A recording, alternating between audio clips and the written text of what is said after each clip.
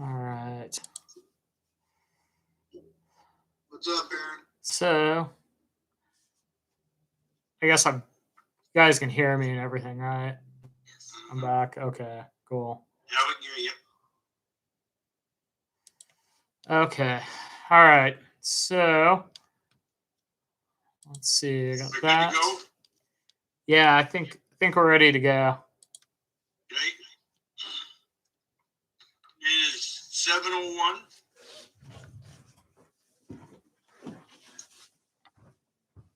I call the June 8th, 2021 regular meeting of the Franklin County Planning Commission meeting to order. Before we get into the meeting, I will turn things over to staff to discuss meeting format. Thank you, Chair. Tonight's meeting will be conducted through an online virtual meeting platform. Planning commissioners and staff are joining us remotely in order to comply with Governor Inslee's proclamation 20.28.14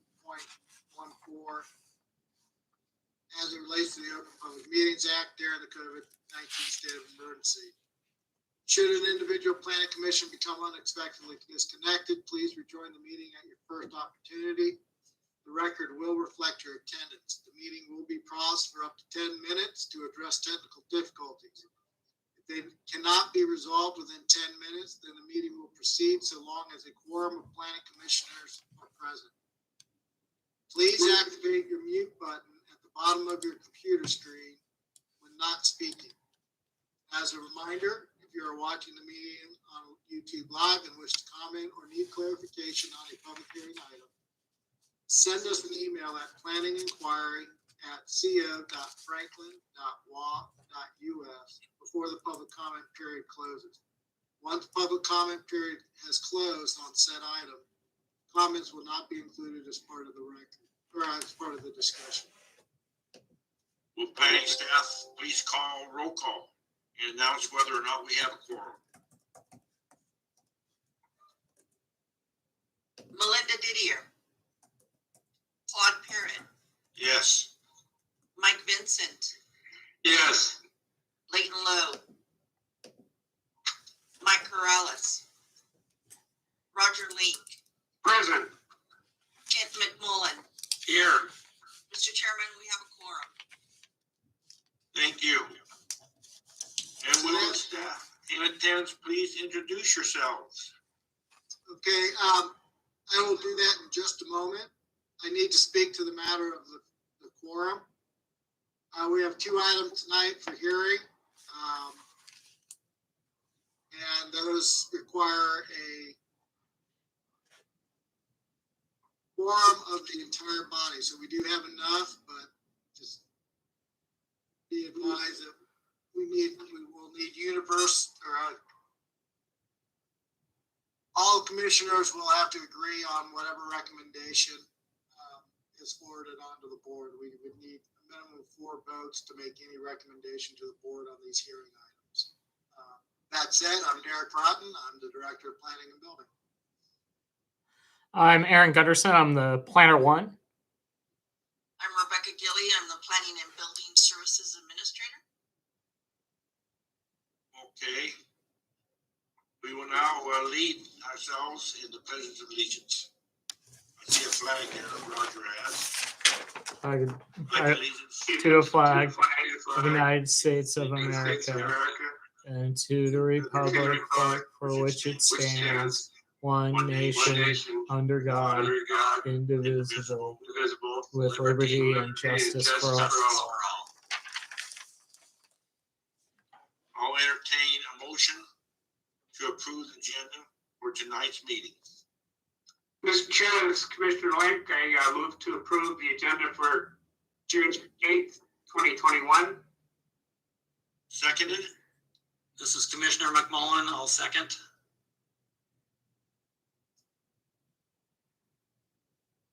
Okay. All in favor say aye. So I guess it's we'll say it's passed.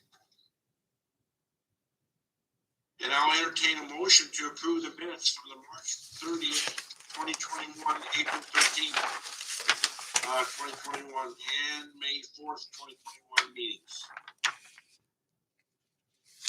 Mr. Chair, I'd like to make an amendment to the May 4th, 2021 meeting minutes on page 3, paragraph 4, last sentence.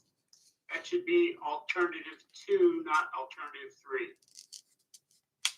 Right? And then I would move approval with that amendment. Okay, is there a seconded to that rule and amendment? It's Commissioner Vincent, and I'll second that motion. Okay.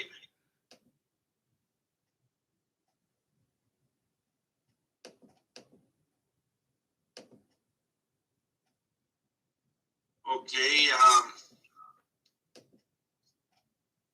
guess we need to say aye for the motion to pass, so I say aye. Aye. Aye. Aye. Okay, a lot of ayes, that's good. Okay, it is now time for the public hearing portion of our meeting.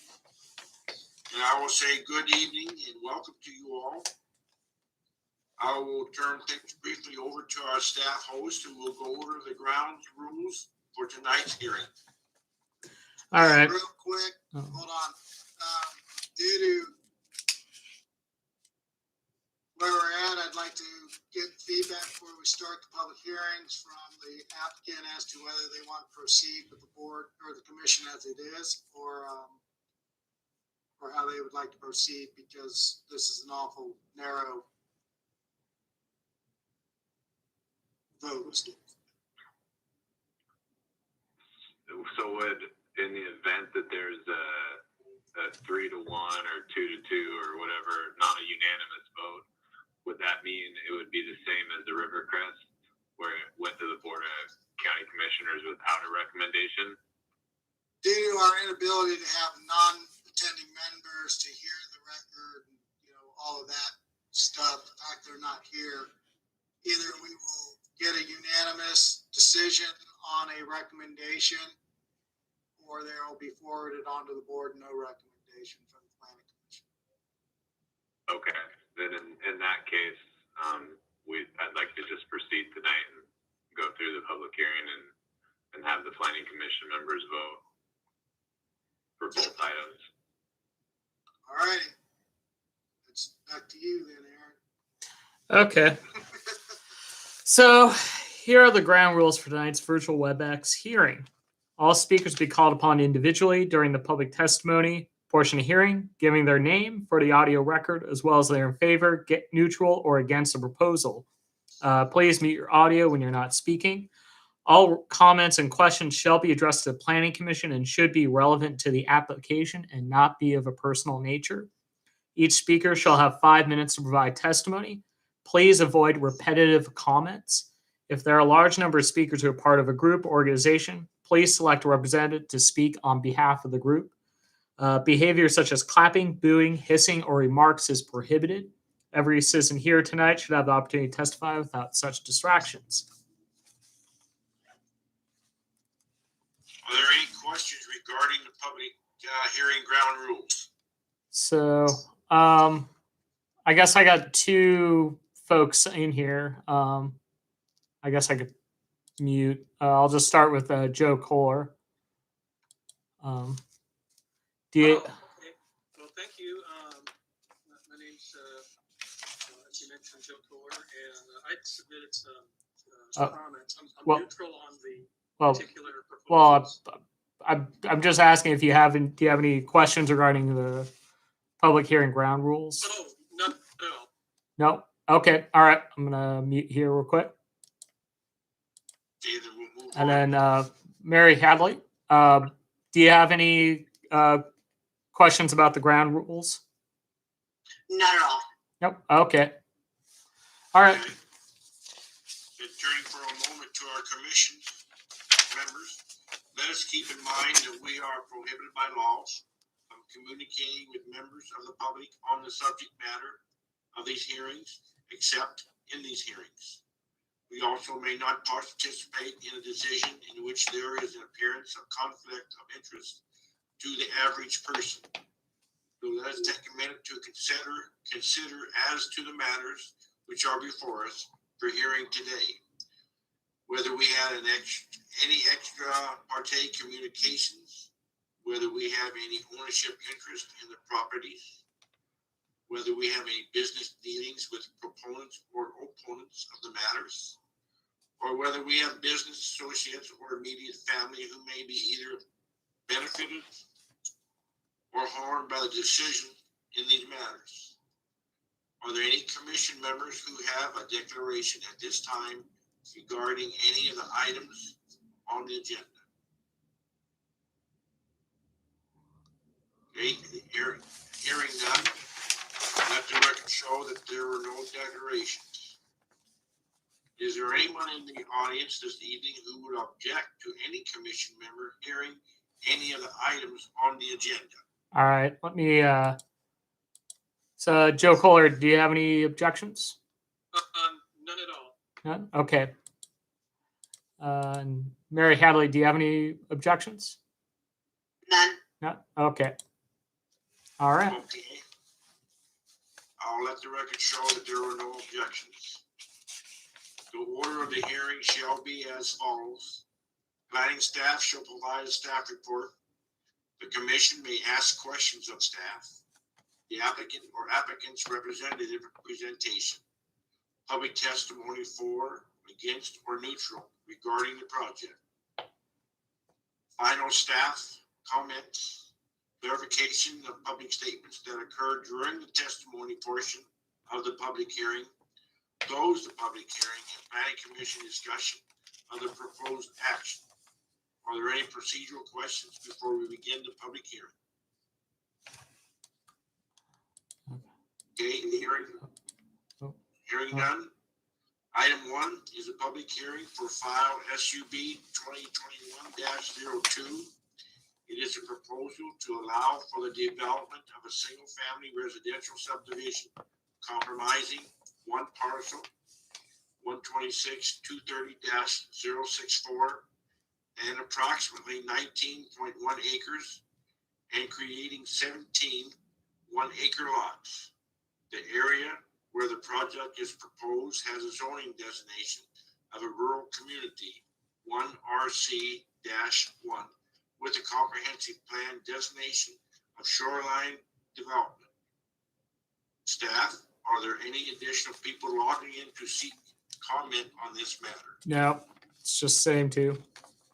Okay, then I will declare public hearing for SUB 2021-02 to be open at 7:14. May we have a staff press the staff report, please, or present the staff report. Oh, Derek, you're muted. It's so rare. I will need the ability to share. Again, Sure. I don't want to get up. So Oh, this is as stated by the chair, sub 2020-02, SEPA 2020-08. Kohler Estates, the preliminary plat of 17 single-family residential lots. yeah, you're the presenter.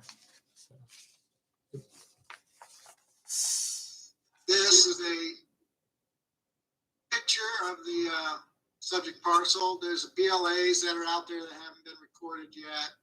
So, you know, the properties they don't look exactly like this red thing, but it's close. Property is generally located east of the Columbia River, approximately 1,180 feet north of the terminus of Kohler Road, 1,750. As you can see, there's not a lot of areas for me to reference off of, so I apologize for the big measurements as provided. Primary access to the site is actually, unfortunately, these are kind of out of order. So tonight we'll hear about this property here. Can you see my mouse? Yep. Okay, I didn't know, okay. So this property here is also, is hearing item number 2. The Kohler Road is proposed to extend up through here and then up through, and that's the primary access to the property.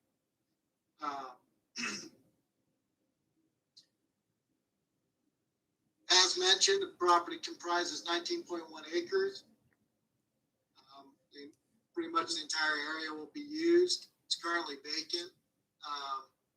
It's got a comp plan designation of rural shoreline development, and it's zoned as RC1 Rural Community 1, which means minimum of 1 acre lots.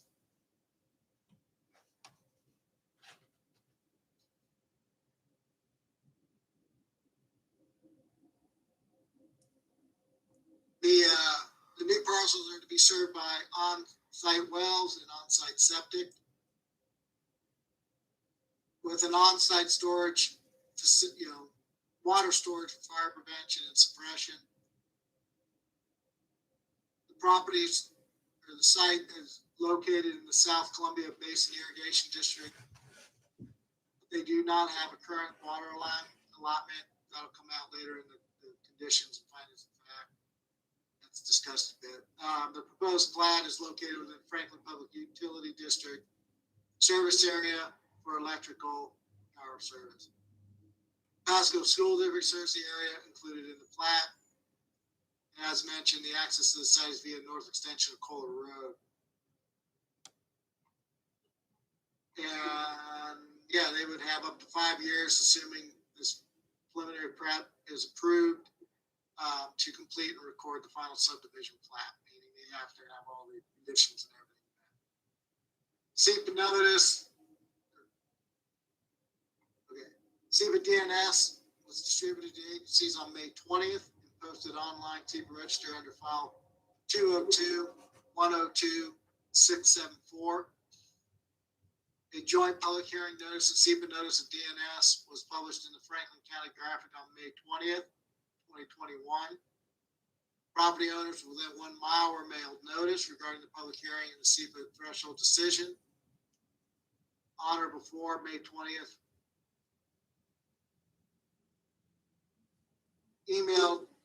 Staff emailed review packs to the technical agencies on May 20th and posted a sign on the property.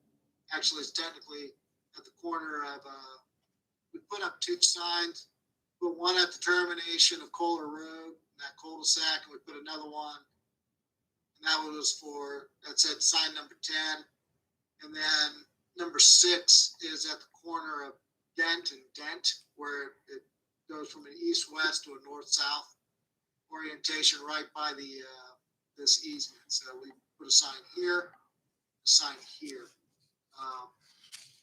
And then those signs reflect, call us if you have questions, and then we tell you what that thing's for. So that's what the signs were. Even though the property is less than 30 lots, there was a proposal, I'm sorry, it's creating less than 30 lots. It's not exempt because it's likely that they'll exceed the SEPA requirements for grading, which is 500 cubic or more. So that's kind of the basics on that. There were based on findings. SEPA official did determine that there were mitigation measures, but it is still a DNS for the most part due to the fact that they're all standard things need to be done normally. They're not above and beyond what would normally be required for a project of a like type. So those recommendations, the SEPA conditions that were initially sent in the DNS were recommendations for earthwork, including removal of vegetation, detritus, debris, subgrade preparation, material reuse, slope stability, compaction, wet weather construction, etc., contained in the Kohler Estates residential development, Franklin County, Washington, by Bear Tasting Incorporated, dated April 8th, and addendums to the report shall be adhered to. You'll need to follow standard construction stormwater prevention and create a plan. You need to utilize best management practices to minimize dust during construction. As stated here, in the original DNS issued on 5/20/2021, mitigation number 4 basically was a, should you find it, you will need to report requirement regarding archaeological and historic preservation concerns. However,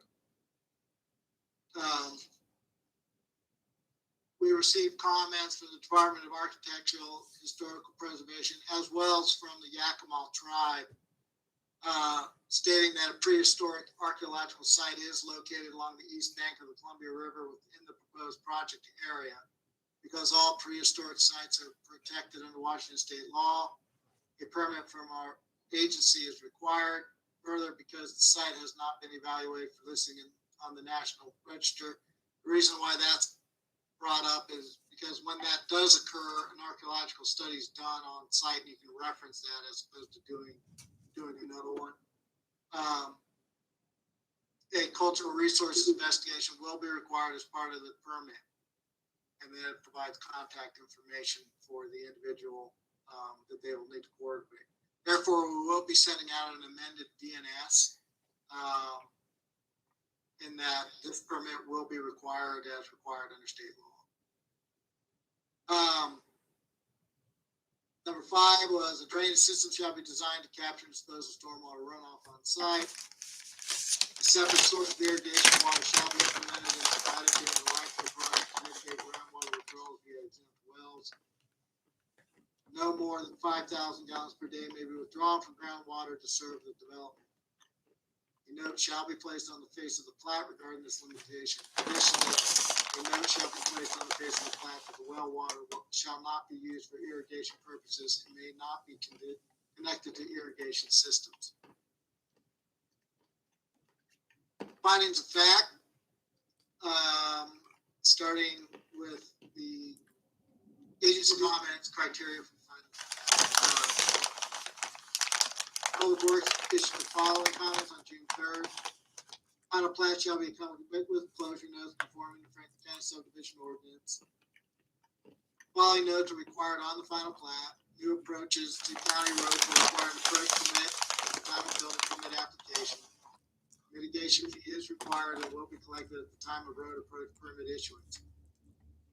Lot owners shall agree to participate in any future LID RIDs for roads, drainage, curb and gutters, streetlights, storm sewers, water, and or sanitary sewers.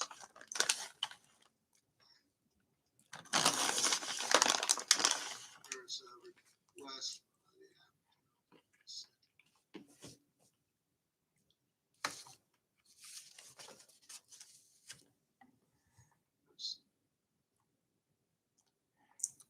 So I got an applicant response. There's some, I apologize.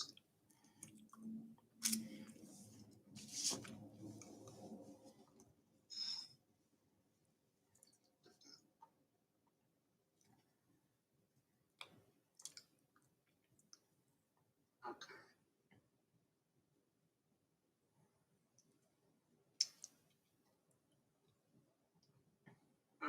So it doesn't.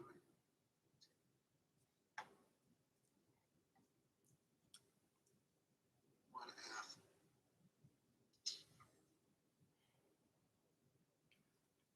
Okay, I'll get to that in a minute. I apologize. I had to double check something. Where did it go? Sorry. So, lot owners shall be responsible for the maintenance of drainage ditches or swales. Lot owners shall provide landscaping within the unapproved portion of the right of way. All utilities serving the subdivision must be installed underground. Permanent control monuments shall be installed. Prior to final plat approval, all roads must be completed to county standards. Final plat shall be company with state plane coordinates. Temporary turnaround easements shall be shown for Kohler Road and shall be void upon completion of future Kohler Road development.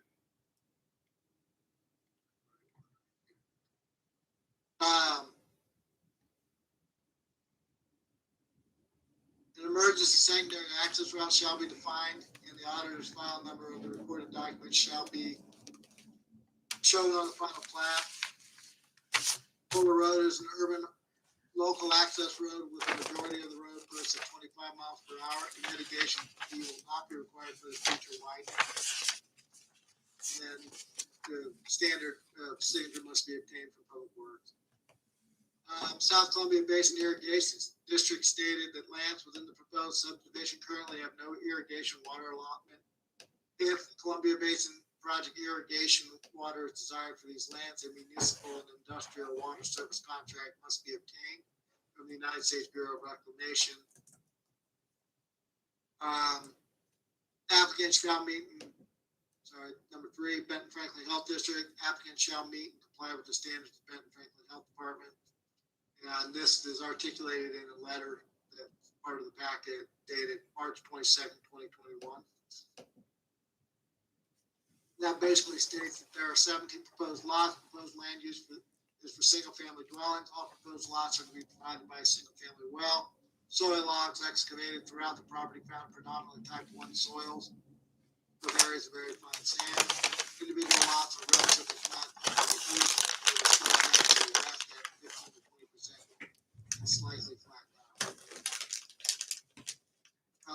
Further states that all lots within the plat must be a minimum of 1 acre, containing a minimum of 21,780 square feet usable land after all easements and encumbrances are subtracted.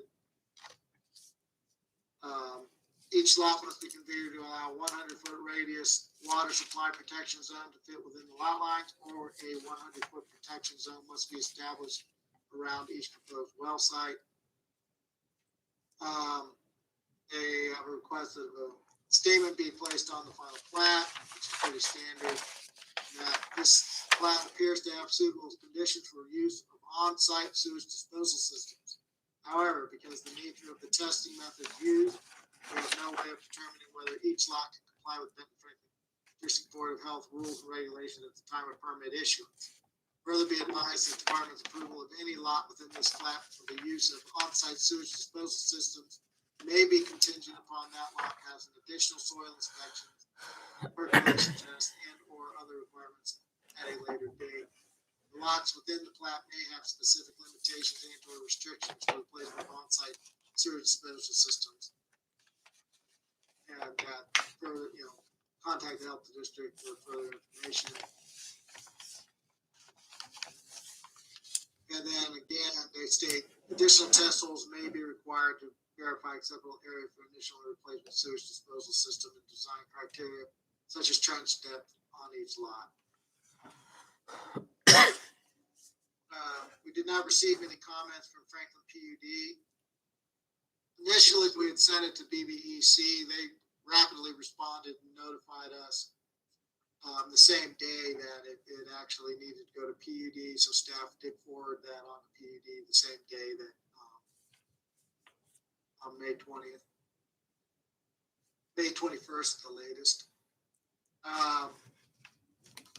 County Assessor's Office for Road Name Consistency and Private Access. Nope, that's not relevant. That's weird. Thought I got rid of that. Sorry. It's not actually a comment from the assessor's office. That relates to a different project.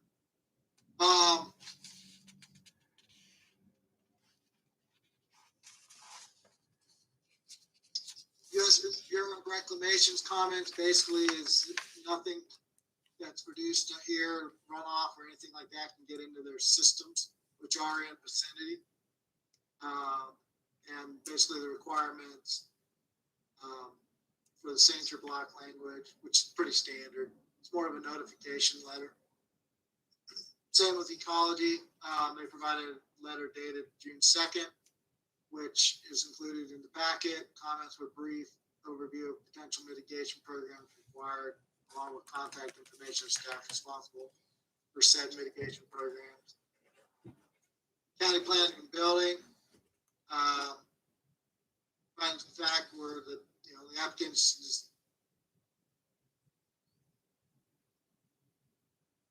is to subdivide 3 parcels totaling approximately 19.1 into 17 single family.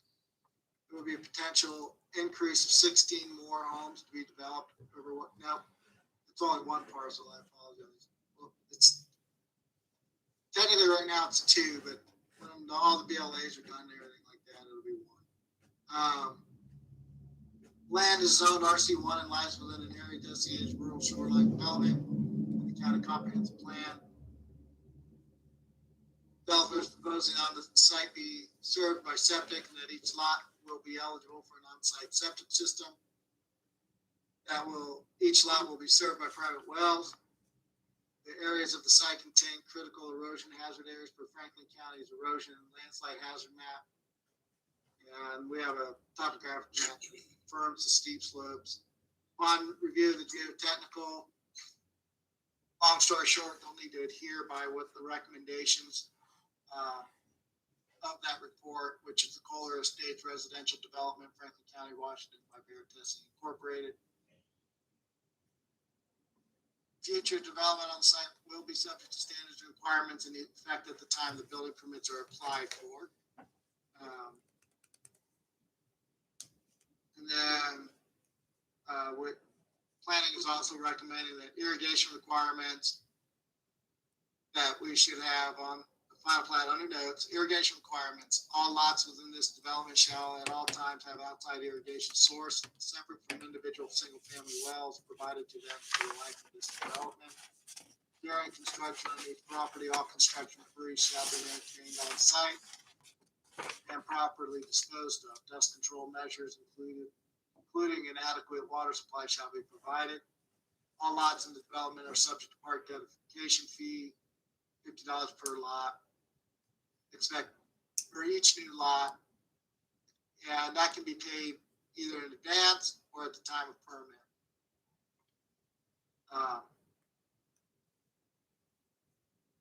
Applicant should coordinate with planning and building regarding addressing and road names, as those will need to be shown on the final plat.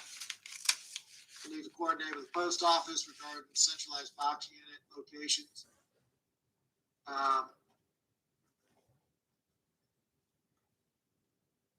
Well, it says the land should be in compliance, but it shall be. It needs to be maintained with county fire and nuisance codes at all times.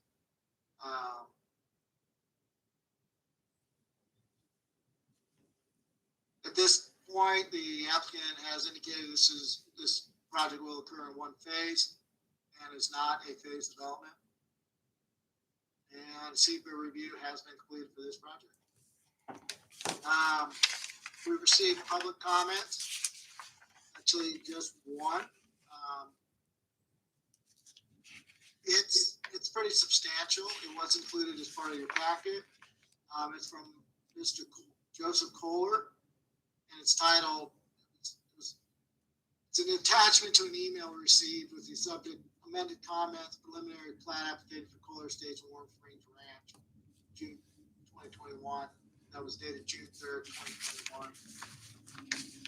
They provided a variety of questions and concerns regarding impacts existing wells, river access, and shoreline maintenance, how that's going to be maintained, and other relevant questions associated with the proposal. So as I know you guys have done this a few times, but we'll go ahead and defining fact criteria by the Planning Commission. Planning Commission shall enter findings from the record and conclusions thereof as to whether or not adequate provisions are made for the public health, safety, and general welfare, and for open space, drainage ways, roads, alleys, or other public ways, water supply, sanitary waste, parks, playgrounds, and other public needs. The proposed subdivision contributes to the orderly development and land use patterns in the area. The public use and interest will be served by permitting the proposed subdivision. The proposed subdivision conforms to the general purposes of any applicable policies or plans which which have been adopted by the Fulton County Commissioners. Proposed subdivision conforms to the comprehensive plan and zoning requirements. The proposed subdivision conforms to the general purposes of the subdivision ordinance. The Franklin County Planning Department staff recommends the Planning Commission forward a positive recommendation to the Board of County Commissioners for application sub 2021-02. And we suggest the following suggested findings of fact, conclusions, laws, and suggested conditions of approval. I've gone over most of these. I'm not going to reiterate them unless there's desire, except for to read the generals. I'm not going to go into the sub articulations unless there's a question or a request to do so. But staff has determined that adequate provisions have been made for the public health and safety, general welfare, and for open space, drainway, ways, roads, alleys, and other public ways, water supply, sanitary ways, parks, playgrounds, and other public needs. The properties are appropriately zoned. They are in the rural shoreline development area, which is envisioned under the comprehensive plan to develop a single family residential. Property is located outside the city of Pasco urban growth area.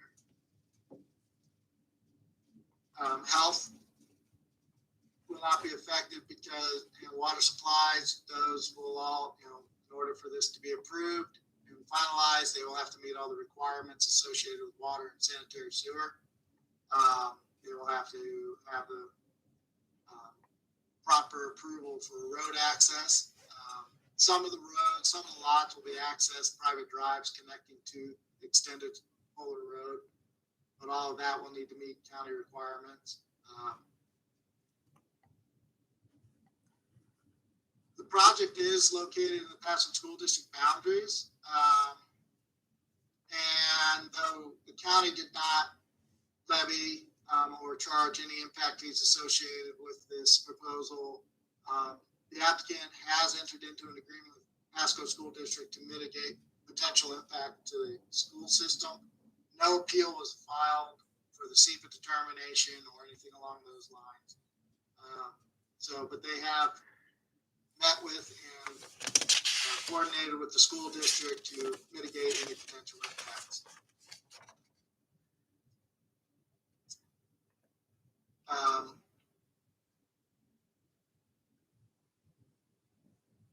The subdivision does contribute to the orderly development and land use patterns in the area. As mentioned, it's properly zoned and it does meet with the comprehensive plan designation. Also, all lots comply with the required width, depth, and lot frontage standards for new lots. Public use and interest will be served by permitting the proposed subdivision.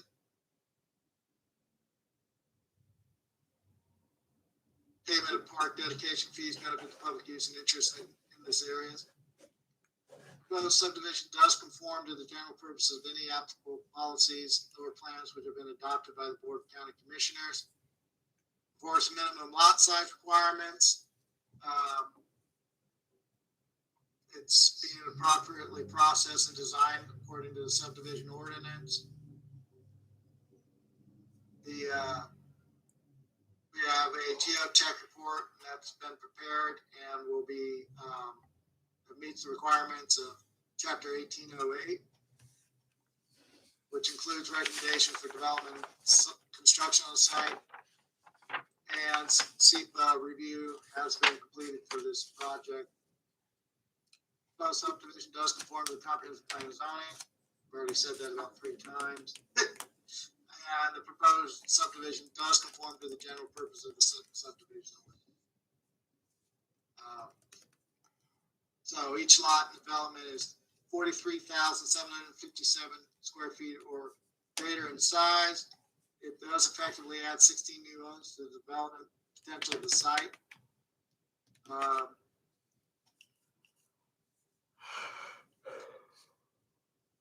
Again, water and sewers to be provided, proper ingress and egress.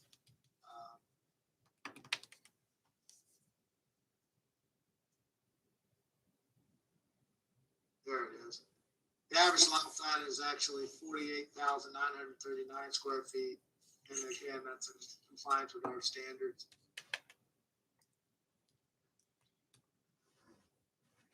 And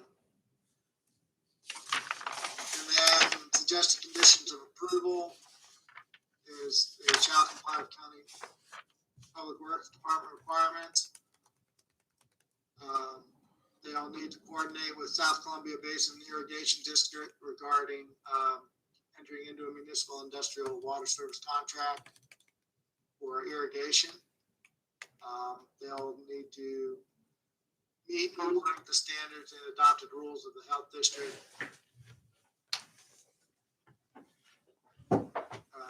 They'll need to follow the recommendations of the Kohler Estates Residential Development GeoCap report.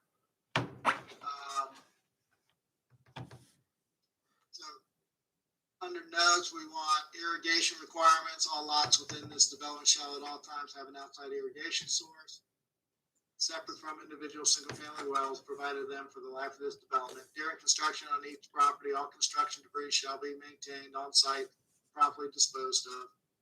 Dust control measures, including an adequate water supply, shall be provided. The county is not responsible for the maintenance of private access roads, nor any associated facilities inside the easement. Franklin County is a right to farm area. Franklin County right to farm ordinance as amended shall apply to activities in this area. Subdivision is located adjacent to a FEMA flood zone, and as such, stormwater retention is required. Roads or other improvements shall be designed and engineered to maintain up to 100-year storm event on site. Then, and then the rest are just our standard comments that we have with all these. They got to coordinate with the post office. They either got to record this, put all these conditions on the plat, or record them as restricted covenant. Generally, we just put them on the plat. Shall be in compliance with county fire and nuisance codes at all time. 5-year to finalize the plat.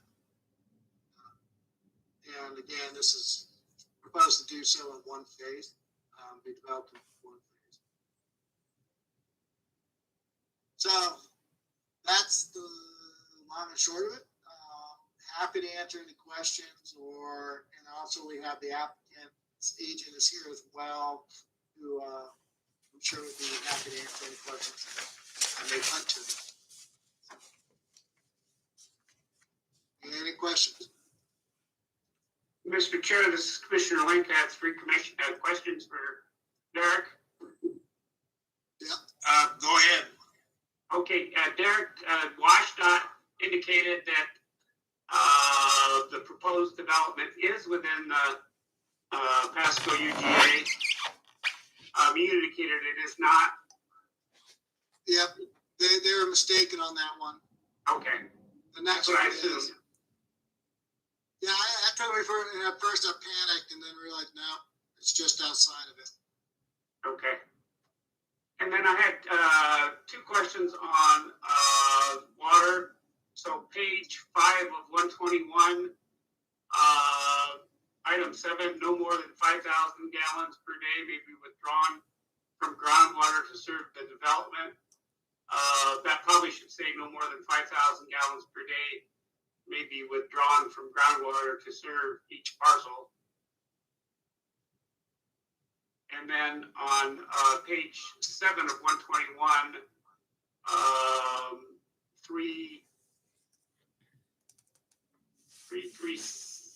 1st C, all proposed lots are to be provided by a single family well. Perhaps each parcel is to be provided by a single family well. Because when you read each one of those literally, I think it says that all of the parcels or the whole development will be subject to a single well.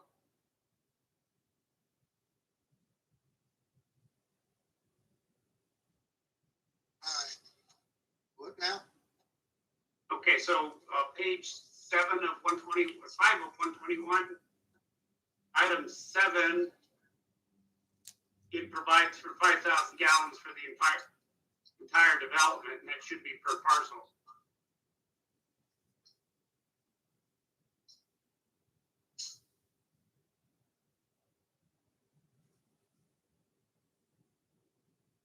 Well,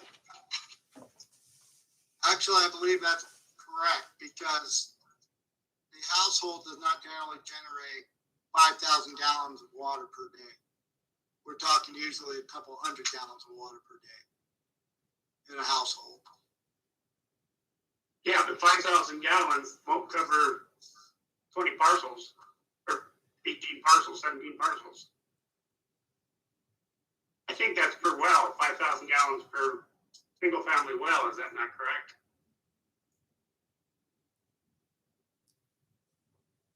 Hold on, I'll have to pull the letter. I'll have to look into that, but I believe that's pretty standard language that's on. Caleb, if you would, speak to that for a second. You got a clarification on that? I do. So the 5,000 gallon per day is typical of a single family well. The way ecology interprets these subdivisions is that 5,000 gallon per day requirement is on a project basis.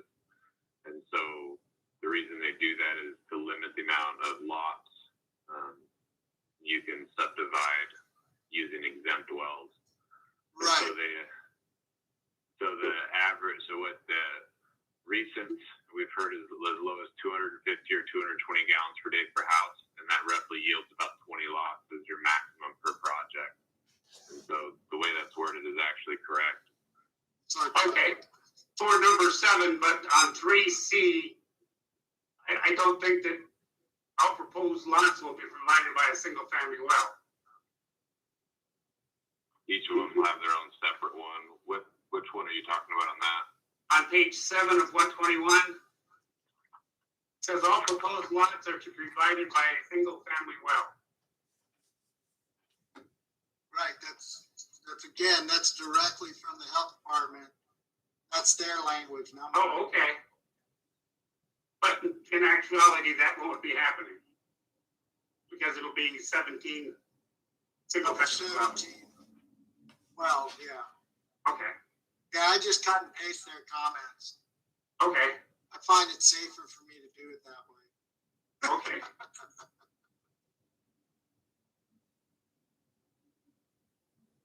Anything else? That's it, I'm sorry. Thank you. This is I have a Commissioner question. McMullen. Oh, go ahead. I'm sorry, this Commissioner Vincent, how do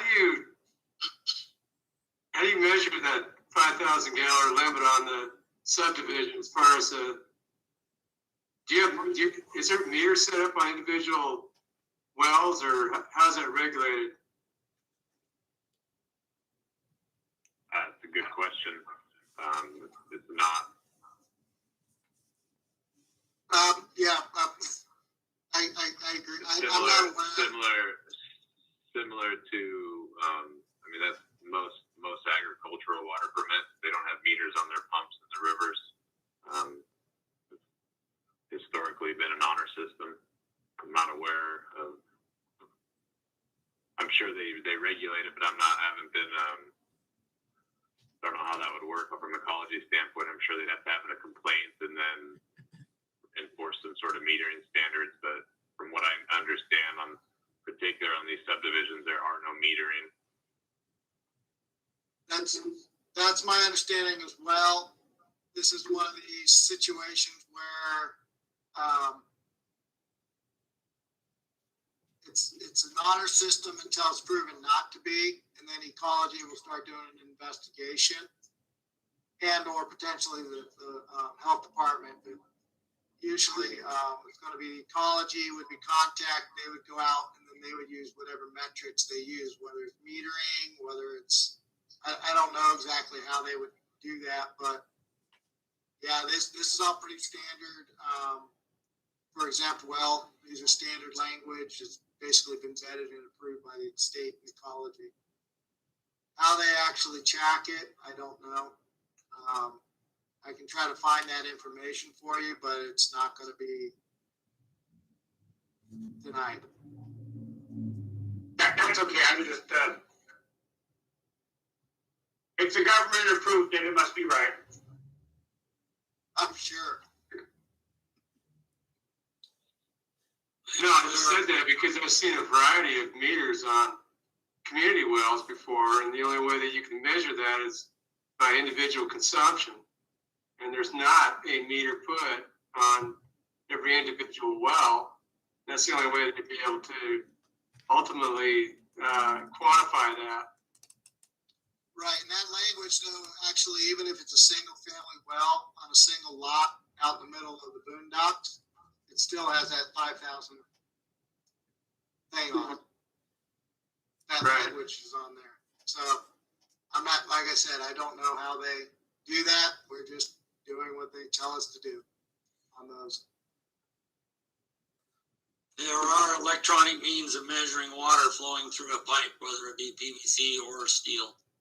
No, that's correct. I've seen it done so they can measure flow rates over a period without having a meter installed. Oh, I see what you're saying, that they don't need a meter to be able to figure it out. Correct. Okay. Usually, yeah, it's gonna be, I think, a complaint-driven situation. It's assumed that the parties will be good, and if they're not, somebody will report them, and then it'll be addressed. Any other questions for for staff? Yes, this is Commissioner McMullen. It states on page 7 of 121 of 121 pages, 0.9J, I believe it is. It says shall have at all times an outside irrigation source. So what is the track record of the U.S. Bureau of Reclamation's Ephrata Field Office for expediting irrigation service, or have they refused at times? Because that would put a kibosh on a project. I can, again, only go by what they said. They did not indicate in any way, shape, or form they were against the proposal. Neither the Bureau nor Skibbit. They merely stated they need to come in and fill out and do a contract for the water. Neither of the agencies indicated a concern with the proposal. And I would think that if there was, they would have said so. So again, I can't speak to them exactly, but we've seen this language before, and I'm not aware of any issues that have occurred. Mr. Stromstad may have a better summary of that because he's done a few of these projects on his side of the ledger. But that my experience has not been them being resistant. If they're resistant to something, they don't usually offer to enter into a contract. Any other questions for staff? Yes, this is Commissioner Vincent. So if they do enter into a contract for irrigation water, how do they deliver that water? I mean, they have to set up a pond within that subdivision, or what's the story on that? I think it would be specific to that situation, but because again, I can see where sometimes they're going to be piping. It's going to depend on what systems are nearby that they can access. They may need to run pipe. I don't know. Again, it's going to be between them and the provider of that service. Just like Right, so whether or that's not. basically a setup with the developer and at the inception of the development, then I would think. Yeah, that would have to be all done before they'll get finalized. Right. Okay, thanks. Any other questions? Well, then we'll move to let the applicant speak and tell us about the project. Go ahead, Caleb. Caleb Stromstad, Octera Engineering, working for the applicant, Big Sky Developers. We're a proponent for this project. It's pretty straightforward. subdivision served by single-family wells and septic systems, extending Kohler Road, like Derek mentioned. Just to clarify Commissioner McMullen's question, the way that we do it is just an M&I contract with the Bureau, and we're working on that right now with them. They've got the water available.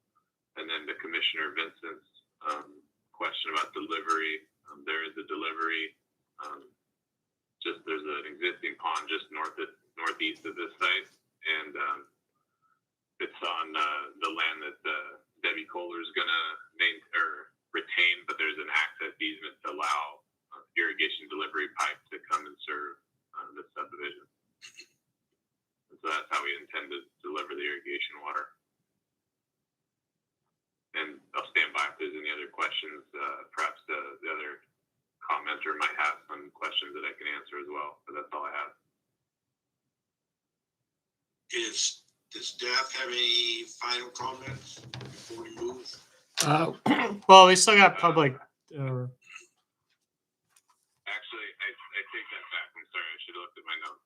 I've got a couple clarifications I'd like to make or recommend for the conditions of approval. So I'm looking at sheet 15 of 121, suggested conditions of approval, number 1F.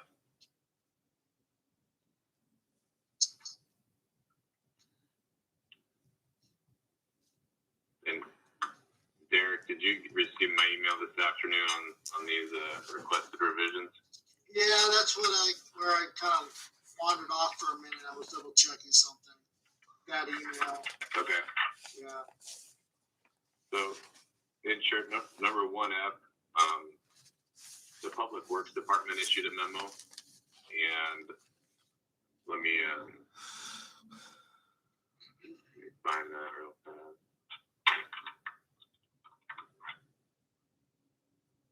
Yeah, I know what The you're talking Public about. Works memo. Yeah, the Public Works memo 2D. They specify that the lot owner is going to provide the maintenance, and then in this condition it got reworded to say the developer is going to install that with the Kohler Road improvements, and I think that's a mistake, Derek, unless that was intentional, because These properties the lot's front Kohler, and so for the developer to put any landscaping improvements there would be relatively pointless, because the builder is going to come in and trash it and put in a driveway where they want to and do their own landscaping that the lot owners have to maintain. But I think that should just be reworded in our request that condition be specifically reworded to match the Public Works condition where that came from. And I would concur with that. This is why I try to cut and paste where I can, because the slightest change in that wording can totally change what somebody's calling out, and that is a Public Works comment. Therefore, it needs to match exactly. I apologize for that. And then my last question was condition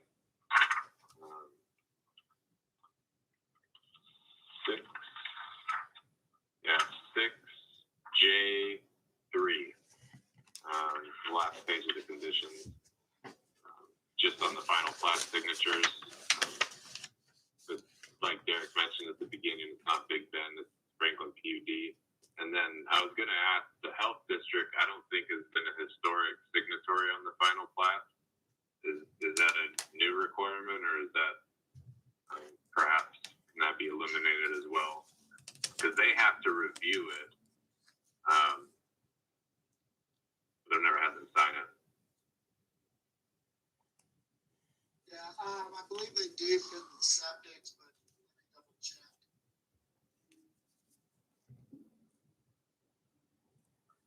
And the well, oh no, that's.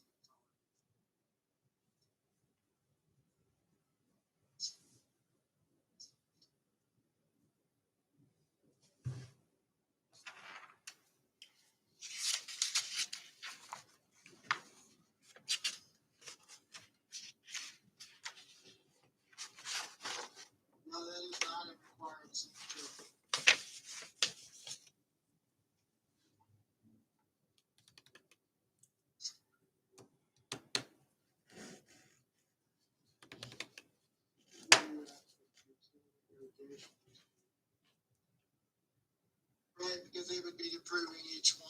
site-by-site basis, not.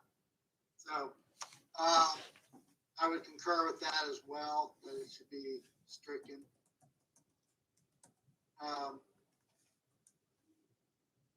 Because, yeah, we've got Big Ben, and that needs to be Franklin.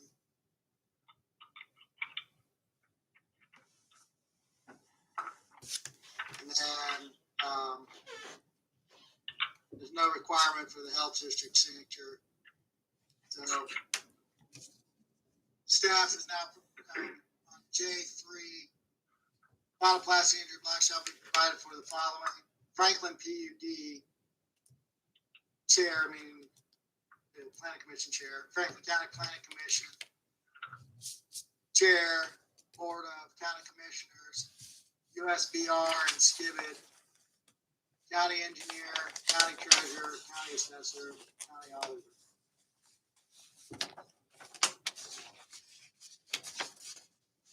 Currently, it reads Big Ben Electric, so that's been replaced with Franklin PUD, and Benton Franklin Health District has been stricken. Or at least that's staff's recommendation.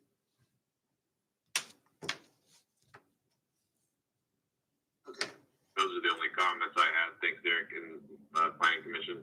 I did read Mr. Kohler's comment letter. If he wants to speak, I'll let him speak, and I'd be happy to answer those questions proactively right now or after he's spoken at the field. Probably would let him speak. Okay. Okay. All right, Joe, you're unmuted. So Okay, great. Well, thank you very much. Well, I think the first comment was I was a little disconcerted that I was requested to make a public records request for the plat application. All this information, or most of it's available on the SEPA register.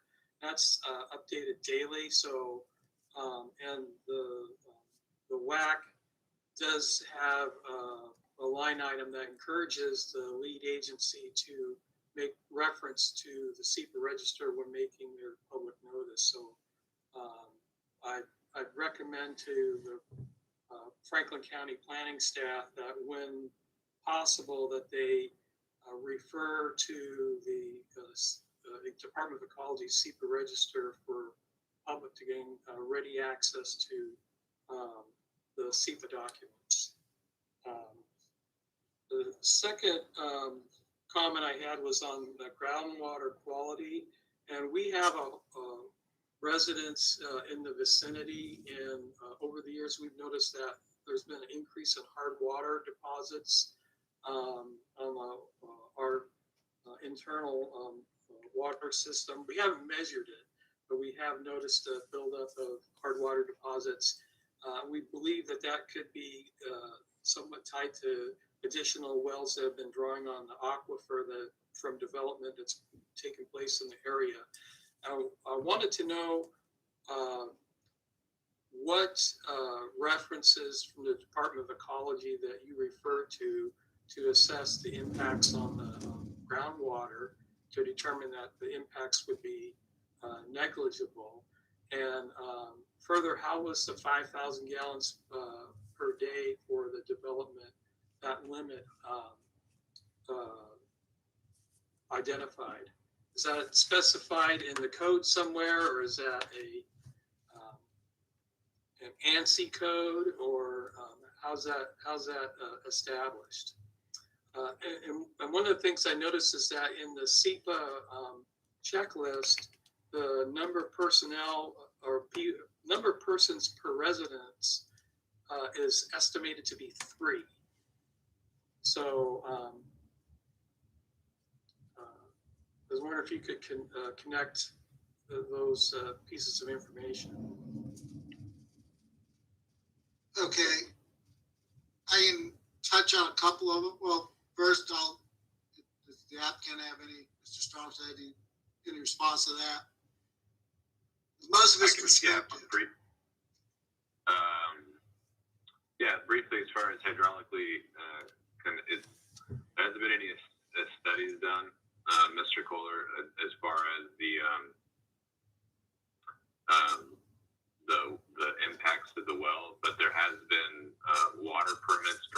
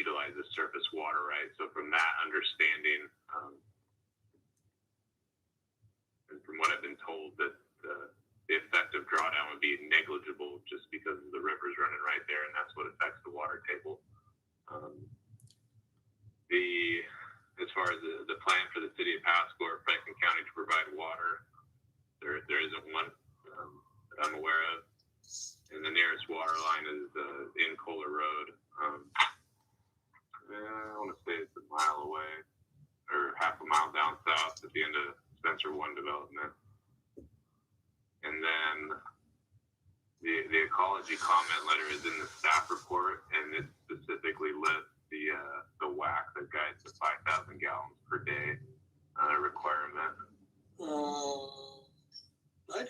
I saw a comment from I think it was the ecology office in Yakima, but I didn't see anything specific to the 5,000 gallons per day on the SEPA register on ecology. Okay, so this is the process for that. The applicant submits a SEPA. We take that SEPA, we send it out to agencies, and then it's also on the SEPA registry. When we send it out to the agency, each of those agencies with purview review it, the proposal, and then provide comment. So we have the comment from ecology. Again, they've reviewed it using their metrics and standards associated with what they allow or do not allow. And they provide their comment. We do not, water hydrology, those types of things are not the purview of Franklin County. We do not control the water. In fact, we have no ownership of the water. The state owns all the water, except for that which they grant to others. Even technically here, the water coming out of each of these wells is still owned by the state, and they have that control over those. So what we do is we send out to SEPA. So that's why you may not see it in a SEPA analysis, because most parties don't have the wherewithal to perform the hydrology studies, whereas the agencies, the state agencies, are supposed to be monitoring this on a consistent basis so that when we do send it to them for comment, if there is an issue or concern, they notify us, and then we would basically say no. If there was an issue such as that we could not provide water in that way. Or, they'd come back and go, look, you've got to connect to a different water source or something. That's not our purview. And at the time of SEPA checklist preparation, it's unlikely an applicant is going to know that. And that's why we do the SEPA process. We recognize that different agencies have different levels of expertise in specific areas, and we send those out to them. And we're not just sending to a general, ecology. It's actually the SEPA unit at ecology. The SEPA, specific. So there are the agencies or the sections of the agencies that specialize in reviewing these types of applications for those impacts under their purview. So when ecology, and it is my hope, I can't again speak for them because I'm not with them, but they were provided the notice, they reviewed the application, they provided the comments. If they had a concern regarding water, or if the health district had a concern regarding water or the quality thereof, they would have indicated that in their comments, and that's what we have to rely on. So who is the signatory on the letter that you received from Department of Ecology SEPA unit? Can you give me that name? Just a second. Yeah, so I stand corrected. I must be getting my projects mixed up. I'm looking at the ecology SEPA comment letter, and they did not make a comment on either of these projects in regards to wells. I have seen it before though, but I just looked at it. The person who signed this one is.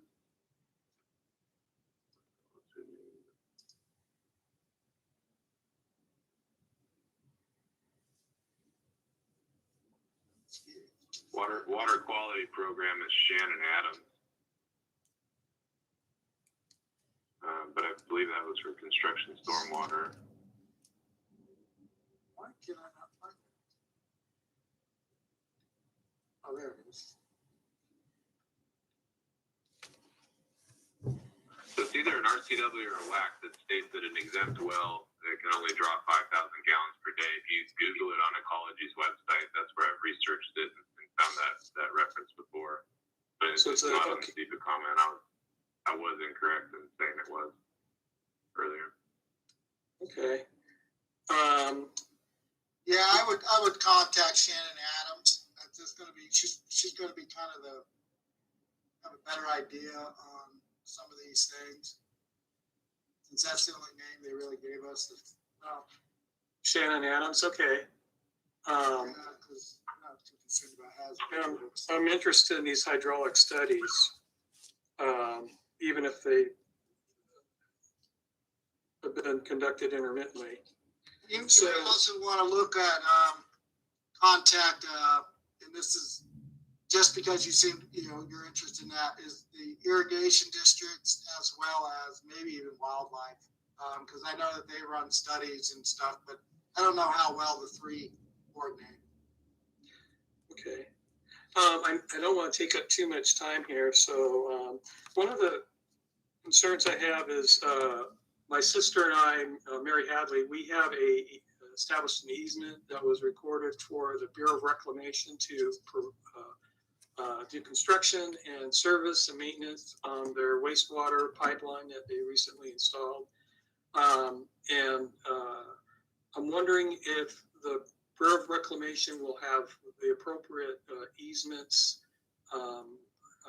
in both of these land use actions. So I can speak to one thing. Yes, they have been notified. They were notified on both of these, and we have comments from them on both projects.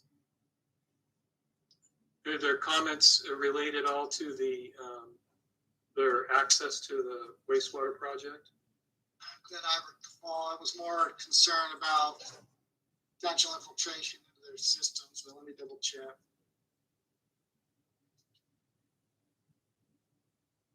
It mentions there right away. There is a reclamation right of way adjacent to and south of the proposed subdivision site. So they're maintaining their claim to that right of way in their letter. So that should be added to your preliminary or the plat drawing and any related documentation. Yeah, that would have to be shown on the final plat. So another additional question, will there be a public comment period when the final plat is available? No. What happens This is is it. the conditions are agreed to and established. Those recommendations are forwarded onto the board. The board then has a right to, the board could request a closed record hearing, but this is the opportunity for the public to provide comment. That's why the notices were sent out. So they then, the applicant would then need to meet all the required conditions. Sometimes in our conditions, they are listed as please see attached letter because it's very detailed or technical. And that's that they have to meet all the requirements of these agencies. If they don't, then the plat's not approved. They have to have the roads installed, all the infrastructure. In this case, they wouldn't have the wells or the septic put in, but like say on another subdivision that was say connecting to city water or something like that, all of those things would be in place. The infrastructure would be in place. Utilities, all of that needs to be actually done. And then USBR and Skibbit actually signs off on the plat before I contact the chair to sign the plat as approved. So basically, we don't approve the plat until everybody else who has a part in this, something that they have to address. We don't sign the plat until they've all signed off on it. We're the last signature before it goes to the treasurer and the auditor. So my understanding of the SEPA checklist and SEPA is that basically the proponent is making their best guess as far as the impacts are concerned. There's no way that they can ascertain all of the impacts, and that SEPA documents are in some ways they're a living document. They can be amended if further impacts are identified subsequently. Is there any provision for that on either of these projects? Or is this your SEPA checklist and the impacts and the mitigations that you've stated those are final? Those are what are recommended, except for the amendment. Like I said, I have to amend the SEPA DNS to reflect that there's a requirement for a permit from DAHP. That will be new. So what happens then when I amend a SEPA DNS, it goes out to the agencies again as a notification. If they have some issue with it, they have a right to appeal that determination. For example, what often happens with the school, for example, and that's why I pointed out the fact that we don't charge impact fees for schools, we being Franklin County. However, this project is located within the service area of the school district. So we put out our SEPA, they're notified, they have a right to appeal our determination. Their appeal would generally reflect this is going to have an impact on us. Then they work out, and that's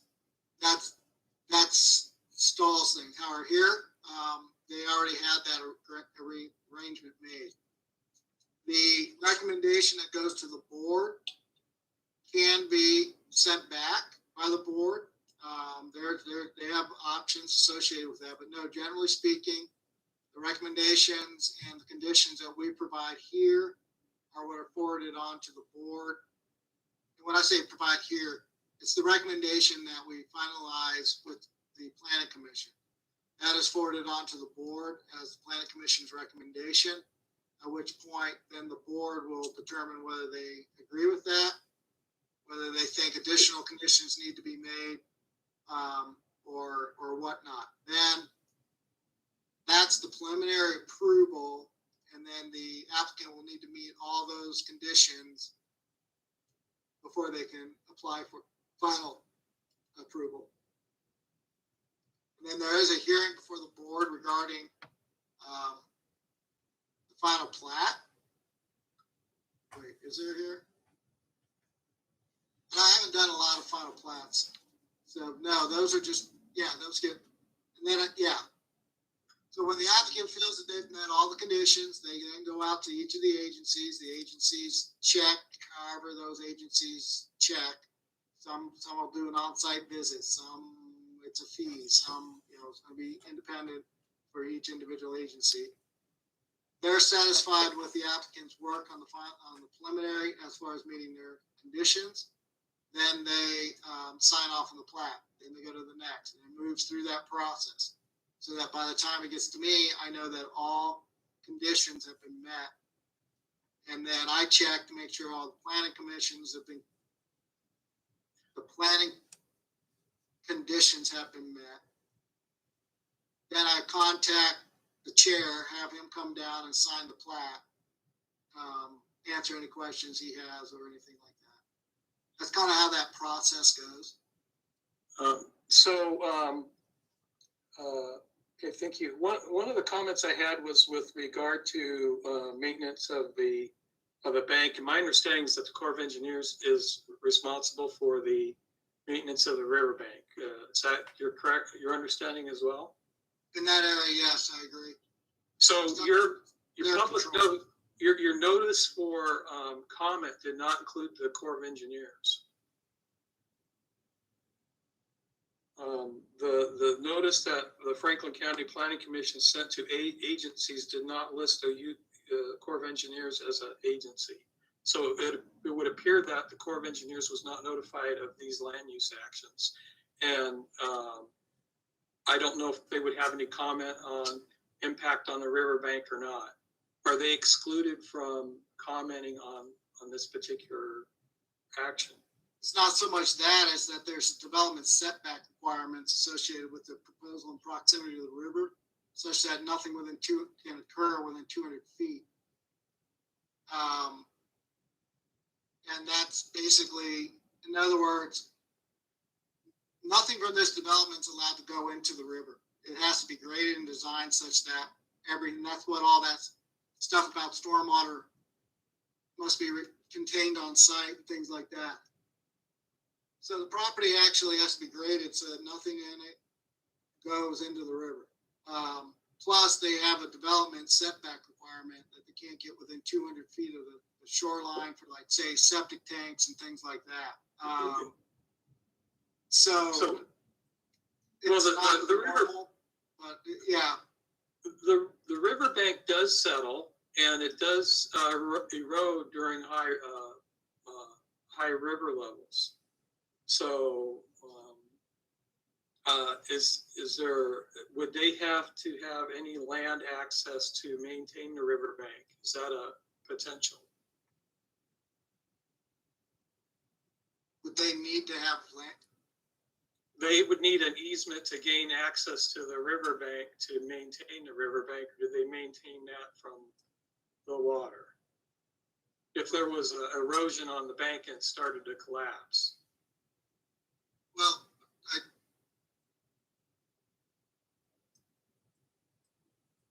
I mean, yeah, they would have emergency access. I don't know where that access would occur necessarily. I don't know that it was specific Well, through this so property or if it's up on the north. I guess what Their access there, I mean, I'm just, without getting input from the Corps of Engineers, you'll never know. So Well, my I- recommendation is that you contact the Corps of Engineers and ask them if they have any comments on the proposed actions. It just is sensible to me.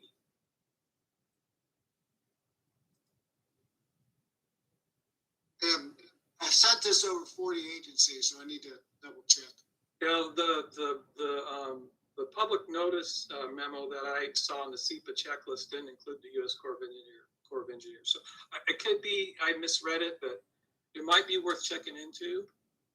And I would suggest that any further development that you have on the river, consider getting the Corps of Engineers involved in review and comment. Right, but are you referring to the thing that it's like a Word document that says agency comment form?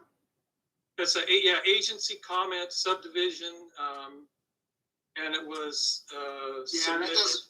Yeah, like I said, I send this out to about 39 different people and agencies. They're not all listed on that form. Well, I will check on that. well, I think for Mr. Chair, this is Commissioner Lang. I'm wondering if Mr. Kohler needs to do his due diligence with his consultant. I just don't believe that this is an issue that either the planning department or planning staff need to deal with. It sounds like more of an issue between the applicant and concerns that he has. Well, it's a SEPA compliance issue, in my opinion. I think that, are we following the process of SEPA or not? A lot of my comments are process driven. I don't necessarily have an objection to the proposal, but I expect that the SEPA process be carried out in full. And as I stated, I will have to double check on that. I believe that we have, but I will double check. Okay, that's fine.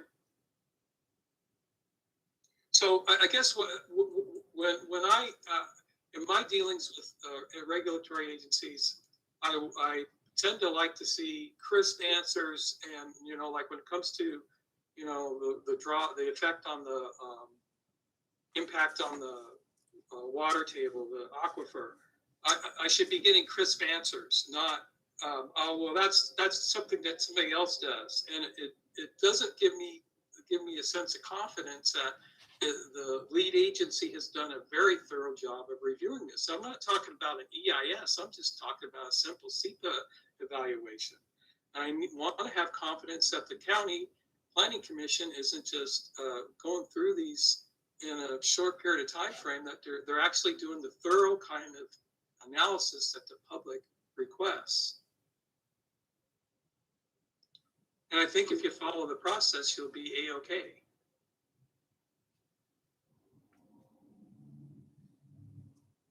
So I think that's pretty much my comments on both of these projects. So I have no further comments at this point. Okay.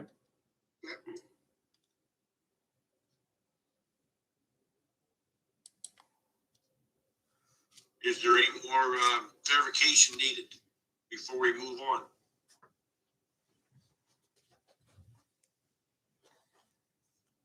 Well, it doesn't sound like Mr. Kohler is, believes that, due diligence has been, effectuated on his application here. This is Commissioner Lane. And perhaps we should, defer, as much as I do not want to defer. We'd like to get these things through as quickly as possible. Is this something that can be looked at after approval? I'm not clear what the question regards access. And if the Corps of Engineers has access, then they have access to maintain the bank. The applicant does not have a right, nor does any other party, to unilaterally remove Corps of Engineers access or any other utility or any other party without their consent. So yes, I will have to check in to make sure that I'm pretty sure I followed it, but anytime somebody questions my actions, I got to go back and double check it. So, whatever access they had, they would still have. The applicant, like I said, would not be able to unilaterally remove their access. It just doesn't work that way. I don't know where they access the river to repair that property. It could be to the north, it could be to the south, it could be right through there. I didn't see any indication of a noted or known Corps of Engineer access. But like I said, I have to double check. I have to amend the SEPA. And so, we will be resending everything out to all the agencies tomorrow. Part of what I need to, the reason I haven't done that in advance of now is because in case there's any other amendments to the DNS, I want to do it all at once. I don't want to go and send one and then I was planning on doing it yesterday, but then I realized if we're going to amend the SEPA DNS conditions, then we need to make sure that we've got them all. Is this something, It's going Derek? out tomorrow. Is this something, Derek, that we need to defer so that you can do this, or can you do this after the proposal has been voted on? Guess do what? Well, you said you got to check in and amend the I've got CPAP. to amend the DNS, and I've already articulated what that change would be, which is that we're requiring the applicant to obtain a DAHP permit as requested by the agent, or as required by the agency and requested by the Yakima tribe. So that's what's going out right now. In that process, we will be double checking to make sure that the Corps of Engineers been adequately noticed, which we believe we have, but I have to double check now. And regardless, they will be notified when we send it out tomorrow. The amended DNS will go out to them. If they have any comments or concerns, they would reply back, and then we would coordinate with the applicant regarding those if there's any significant changes. So that's my long way of saying I think you can make your decision or your recommendation this evening. I don't think it'll affect the Corps of Engineer question. We will make sure that we have any communications or comments from them. Just frankly, they don't tend to comment. But we will double check on that tomorrow when we send out the amended DNS. So we'll move forward then on this. Is there any more discussion of? Well, first I should probably close the public hearing. Does Ms. Hackley have anything to say? She disconnected a while back. Okay. Yeah, she kind of dropped off like when you went into the staff report. So I got a question. Go ahead.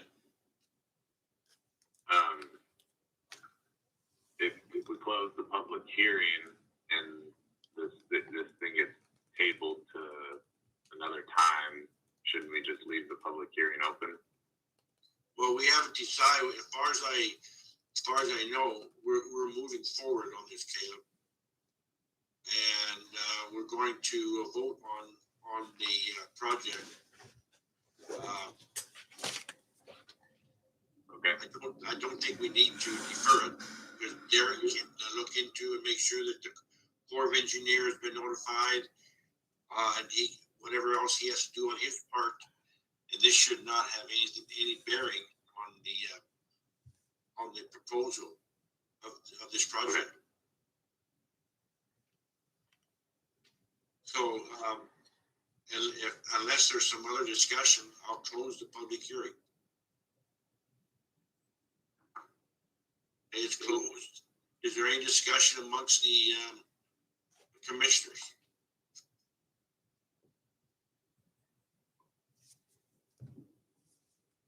Okay, if there is not, then I would entertain a motion from one of the commissioners.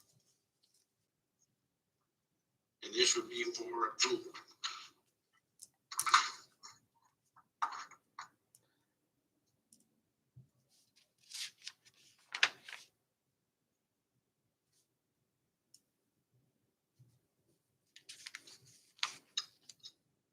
Mr. Chair, I've asked Derek if the suggested recommendation is the same, or do we need to amend it to include additional findings of fact? I think Conditions of law. we need Do we have to, additional conditions of approval, Derek?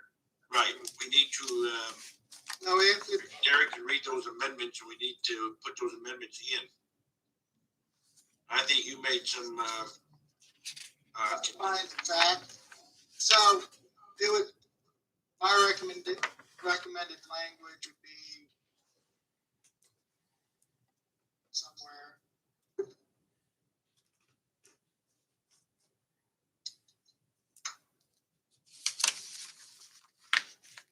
Usually what we do is we would do 6. It doesn't change the number. It just changes some of the specific language in there, the amendments don't. For example, the striking the health district, it's still the same condition. It's just that there's one less signature in there. And then the 1F, I need to change not the number. Again, it's the language in F to go to the landowner shall provide landscaping fabric or so it doesn't change the number. It would be so. Normally, don't I just want to put a suggested motion?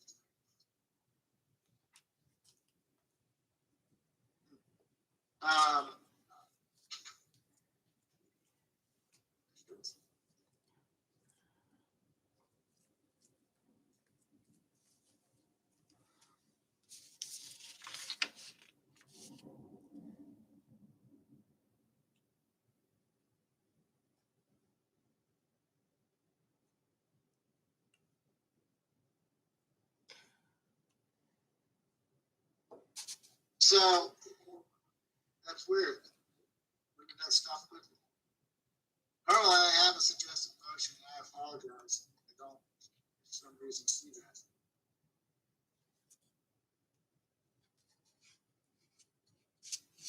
So it could be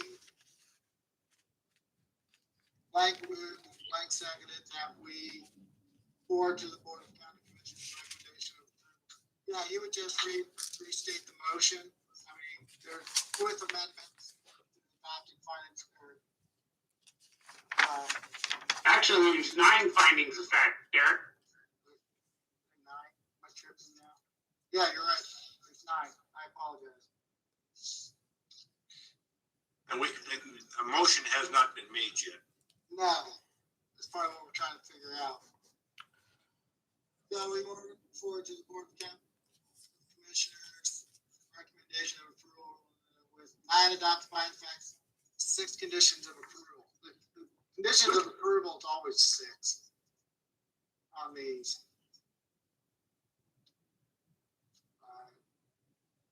No.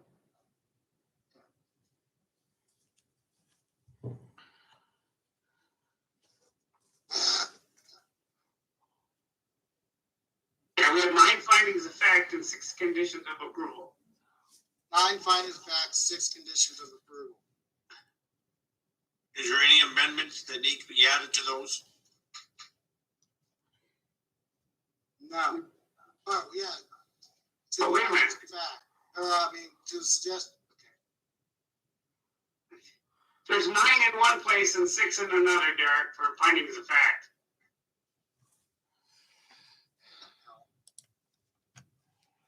that's the conditions of approval, 6.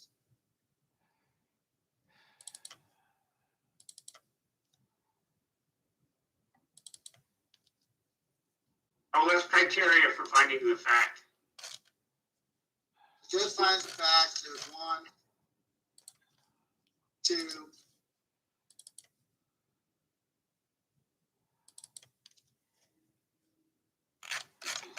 6. Yeah, there's 6. So Six of each. sometimes what you're gonna see is you're gonna see in the staff report, you're gonna see findings of fact, then you're gonna see suggested findings of fact. The suggested findings of fact are the ones that we're actually saying move forward. The, no comments and stuff like that, those may be counted. Yeah, so it's the recommendation is 6 adopted findings of fact, because those are the 6 that are listed. And under those findings of facts, there's all these sub things, Okay, all the letters, I guess you could say. I understand. I'll make the, Mr. Chair, I'm gonna go ahead and attempt to make a motion. Amended. Sorry. Move a positive recommendation with 6 findings of fact, conclusions of law, and 6 conditions of approval as amended by staff. Wasn't there 9 or not? No, No, there are 9 in a different section. Different section, okay? Yeah, but the recommendation is 6 of each. Okay. And this is for, For approval. It's SUV 2021-02. Greg? I'll amend it to state that, yes. Okay. Is there any, discussion before our second? Okay, is there, second before discussion. is We there a have to second? second before we can discuss it. Second, Commissioner McMullen, and I will second it. okay? Okay, is there any discussion?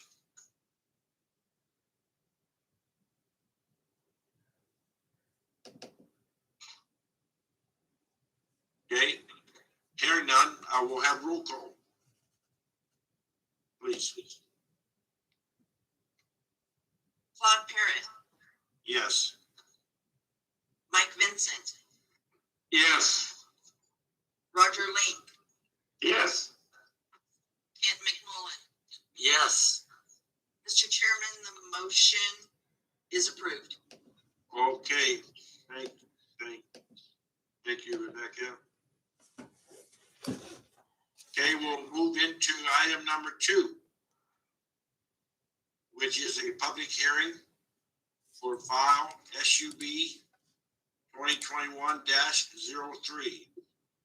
It is a proposal to allow for the development of a single-family residential subdivision compromising one parcel 126-150-017 and approximately 24.96 acres and creating 18 1-acre lots. The area where the project is proposed has a zoning designation of rural community 1 RC-1 with a comprehensive plan designation of shoreline development. Now, are there any extra people logged in to speak on this, project? Actually, yeah, there's nobody. Nobody? Yeah. Okay. Then I will declare public hearing for SUB 2021-03 to be open. May we have a staff present their staff report, please? Okay, just saying, just as an FYI regarding, comments, I don't know if you caught what Mr. Fuller said. His comments were the same pretty much for both of these proposals. Well, they were the same for both of these proposals. That's why they are included in both packets. So, a couple things. First of all, staff was correct. This is not a proposal by Big Sky Development. This is a proposal by the actual lot owners, John and Heather Douglas. So I apologize for that mistake in the staff report. This is actually by the landowners themselves, not the big developer. I don't know if that matters, but I needed to clarify that because it's incorrect in the record right now. So applicant and owners is John and Heather Douglas. Property is generally located, I'm sorry, let me start at the beginning. This is 2021-03, CFO 2021-09, Warm Springs Ranch. Preliminary plat of 18 single-family residential lots proposed in 2 phases. This property is generally located east of the Columbia River, immediately north of the north terminus of Kohler Road, 295 feet west of Pelican Lane. It's literally directly below this, and I do still have share ability. So real quick.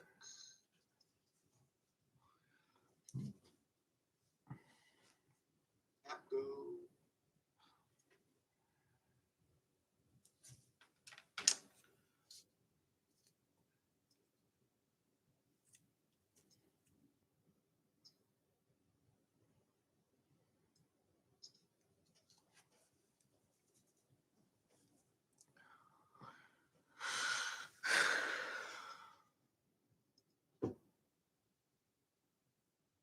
Okay, you have the right one up. So, as shown here, this is the subject property owned by John and Heather Douglas. It's a terminus of Kohler. It's about 300 feet away, basically a lot off of Pelican Lane. Got a very large legal description. It's approximately 24.96 acres. I'm going to probably reference it to just say approximately 25 acres. It's vacant. This is in the Pasco UGA. In fact, this is the border of the UGA. Everything north is out, everything south is in. At this point in time, that could change, but right now this is what we're dealing with. It's zoned as RS 40, residential suburban 40, allowing for 40,000 square foot minimum lot size. This also was sent out to agencies and notice and everything was done on the 20th as well of May. There's a positive recommendation with 6 findings of fact, conclusions of law, and 6 conditions of approval.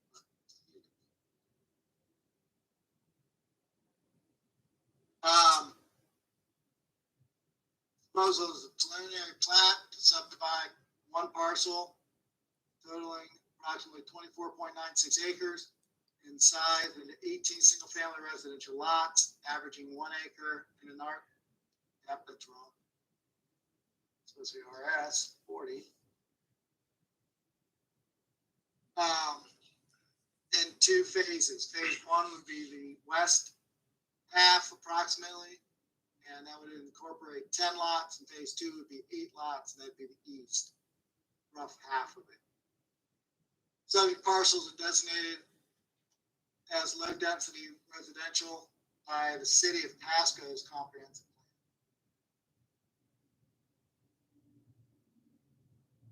Thought I caught that everywhere in there, but I missed it there.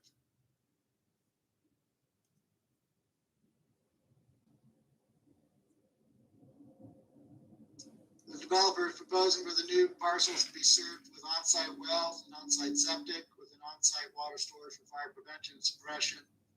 The sites are located in the South Columbia Basin Irrigation District that have no current water allotment.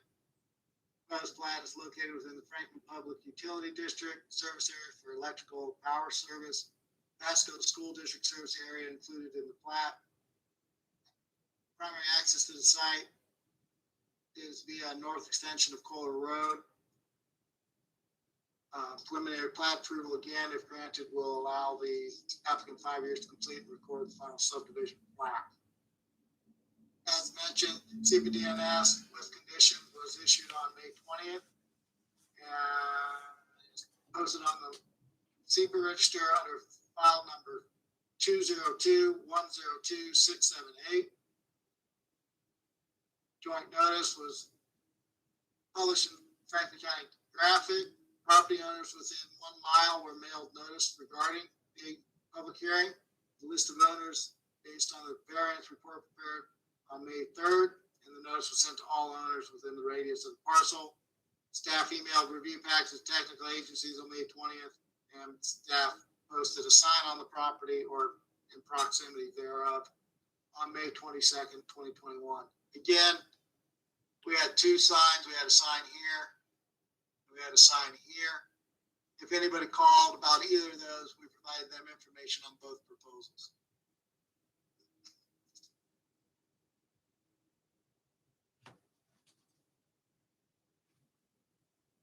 So, some of the items that came out in the CEPA review. Lots 14, 15, 16, located at the extreme east of the property and proposed as part of the phase 2, have steep slopes that shall require a geohazard report be prepared prior to finalization of phase 2.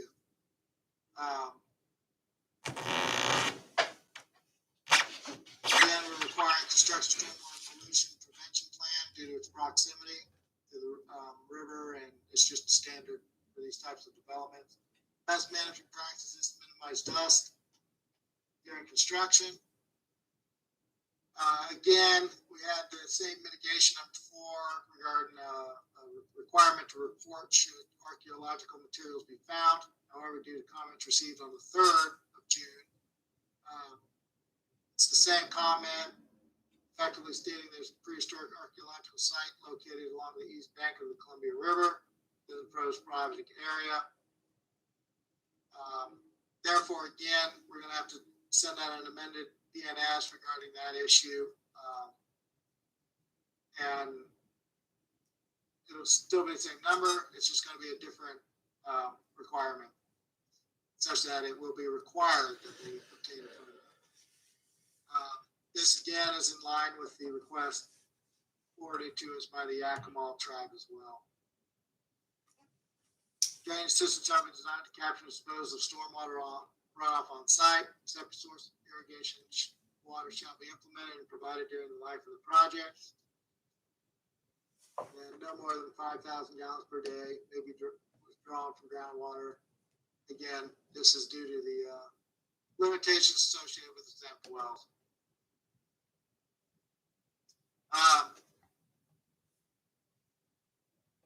So, Derek, yeah, is any of this land on Indian reservation?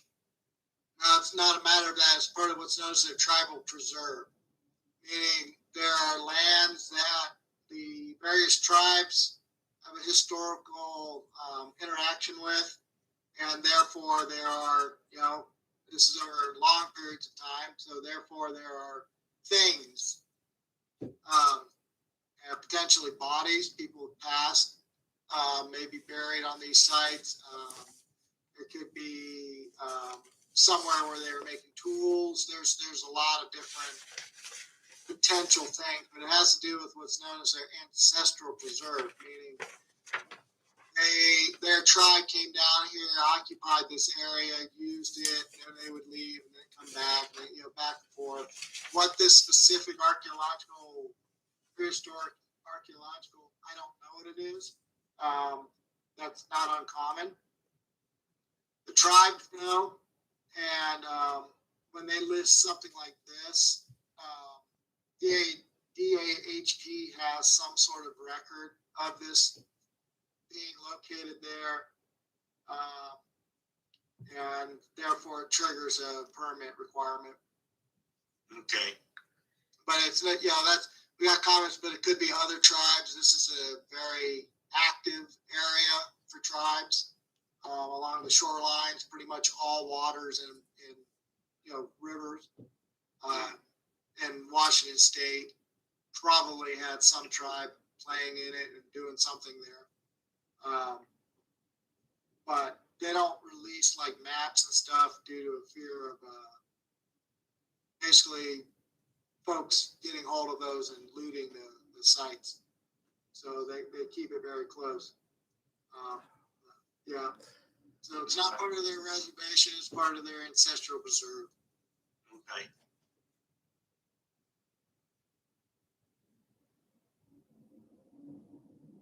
So, Public Works comments, pretty standard. All utilities be underground, need to have closure notes. They need to put the, I don't see, it's lot owners, okay.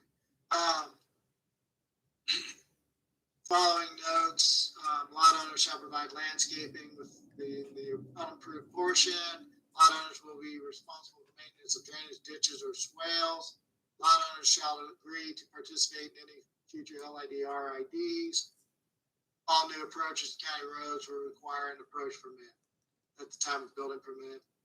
Mitigation fee is required and will be collected at the time of road permit. So in other words, there will potentially, or it sounds like will be some mitigation fees, but those will be collected at the time of building. All utilities will be underground. Permanent control monument shall be installed. Cul-de-sac shall be designed with a 47-foot minimum radius. They shall be a hard surface. Minimum right-of-way shall be 55 feet or larger to accommodate the hard surface and allow proper drainage ditches and swales. Surveying reference requirements. All roads must be completed to county standards prior to final plat approval. They have to do with state plan coordinates. Temporary turnaround easement shall be shown for Kohler Road and shall be void upon completion of future Kohler Road development. So this is what I was talking about earlier, where we kind of should have done this one first. It would have made more sense progressively according to Kohler Road's progression. So if they go and they build this one, then they'll have a termination of Kohler Road at some point. I'm pointing with my pen, which you can't see. We'll say like right here. Then they would install a temporary cul-de-sac. When they punch through to go up here, they would remove that cul-de-sac, and it would just look like a road. That's what all that language is.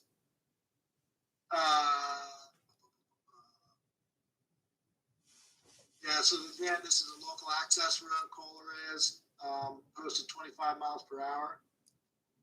An emergency secondary access route shall be defined in the auditor's file, in other words, recorded. The recorded document shall be shown on the final plat. And then signature requirement. There is no mitigation fee required for any future widening of Kohler Road, though. In other words, they don't see that turning into an arterial collector or anything beyond what it already is. Derek, a lot of the stuff that you're mentioning, isn't it already in the packet? Yeah. That we read? Yes, it is. What it is this subdivision pretty much has the same conditions and requirements as the last one. So I'm having to read these things into the record for this action. So I apologize. So number 2, Columbia Skibbit, same things, lands within the proposed subdivision have no irrigation, they'll have to enter into a municipal and industrial water service contract. Soils are a little different here. There's 18 lots in this one. And according to the health district, they're type 4 soils, sandy loam, type 1, extreme gravel, and some type 2, coarse sand. That's a little different. Groundwater was found on the lower elevation river's edge lots 1 through 6, but no evidence was found of the water rising above 10 feet from the below ground surface. In other words, though it's there, it's not likely to be an issue associated with development on that site.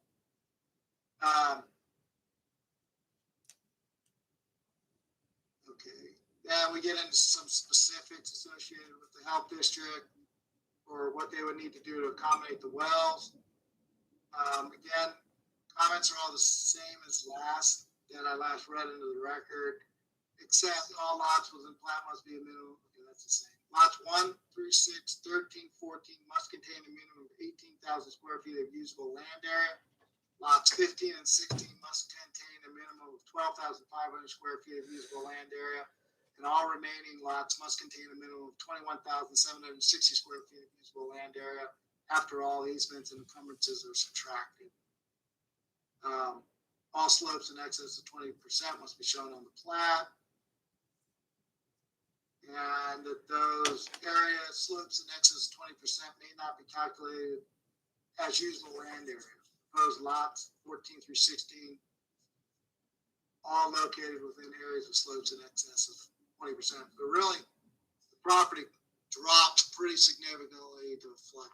I mean, you've got those lots are over here, up against here, and then it drops down, and then it's just like it's pretty flat through here out. So. Again, no comments from PUD, no comments from the assessor's office. DOT is not against the proposal, but they do express concerns with impacts to Road 100. Department of Ecology again provided the standard brief overview of mitigation programs.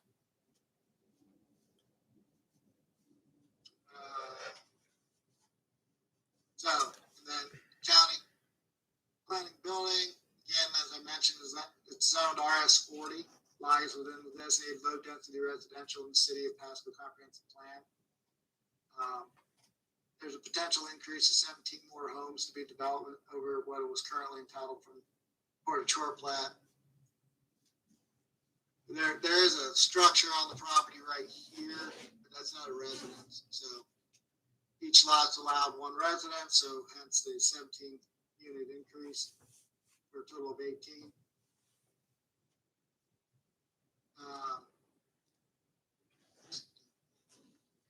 Areas of the site contain critical erosion hazard areas per Franklin County's erosion landside. The applicant submitted a topographic map that shows these.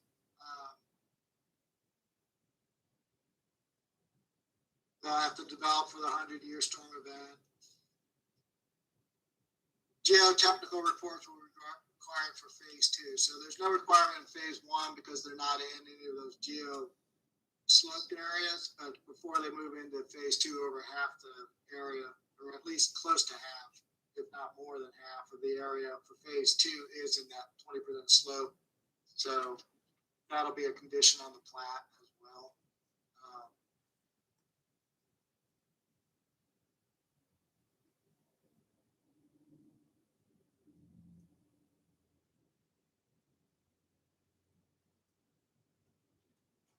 Same requirements as before, irrigation requirements, all lots must have an outside irrigation source separate from their well.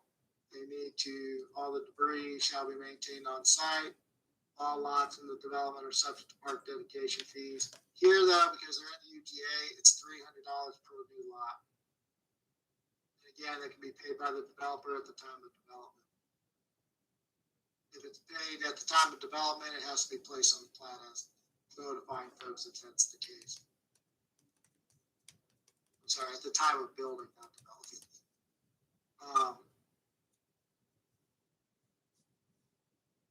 As proposed by the applicant, this Project will occur in two phases, with phase one comprising the west 10 lots and phase two comprising the east 8 lots.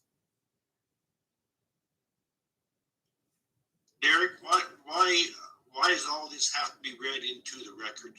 Because we get the packet, we're reading it, and we're just going over it again.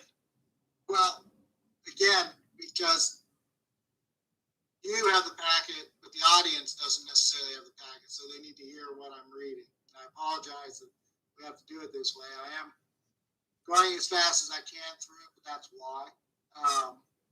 I have to, there's an audio record that I have to maintain as well as the standard, this record as well.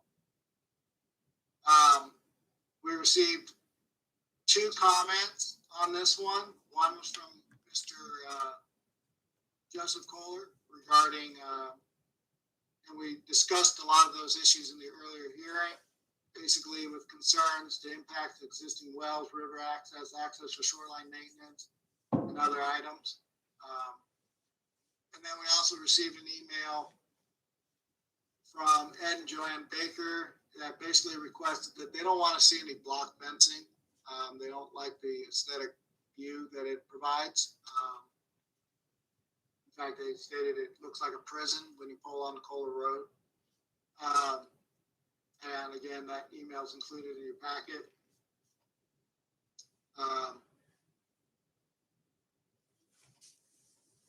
So, Franklin County Planning Department staff recommends that the Planning Commission forward a positive recommendation to the Board of County Commissioners for application sub 2021-03 with the suggested findings of fact in that adequate provisions have been made for public health, safety, and general welfare, and for open space, drainage ways, road, alleys, or other public ways, water supply, sanitary ways, parks, playgrounds, and other public needs. I'm not going to go into all of those sub conditions. Public health will not be negatively impacted by this proposal as currently state. Requirements require compliance with septic standards. Water supplies are being met. Road access requirements will be met. Septic system requirements will be met. No school impact fees have been implemented. However, the applicant has entered into agreement with PSD to mitigate potential impacts of the school system. Stormwater shall be adequately addressed on site. They will be having to provide in this case, they're lieu of $300 park mitigation fee. Irrigation will need to be provided outside by South Columbia Basin. Fire protection, again, must meet the 2018 International Fire Code. Applicant has proposed the use of a standardized on-site storage tank for fire prevention suppression in the form of a 20,000-gallon underground tank. The subdivision does contribute to the orderly development and land use patterns in the area. It's zoned resident suburban RS40. It's really basically about an acre, just shy of an acre. Generally speaking, all the lots here are over an acre, but they have a minimum lot size requirement of 40,000. This is similar to everything that's around them. In fact, it's actually larger. Most of the lots to the south are, if I recall correctly, half acre lots. But public use interest will be served. We do need housing. Do get park dedication fees. The proposed subdivision does conform to the general purposes of any applicable policies or plans which have been adopted by the Board of County Commissioners. The proposed subdivision does conform to the comprehensive planning and zoning requirements. The proposed subdivision does conform to the general purpose of the subdivision ordinance. Each lot is 43,722 square feet or larger. And the average lot size, though, is 55,615, because some of the lots to the east are really pretty large, I think, to accommodate some of that slope.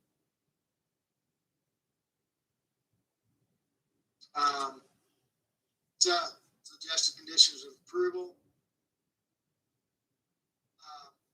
are pretty much the same as we last heard. Shall be accompanied with closure notes. A note on the plat shall state approach permits are required for any new approaches. All utility service must be installed underground. Private access roads or lanes shall be built to design standards. Final plat shall be accompanied with state plan coordinates. Development shall provide. I did that again. So it states on the F, the developer, but that's going to be changed to the landowner. And plat must have irrigation water delivery. They all have to enter in an M&I water service contract with USBR. Already read the health district nuances.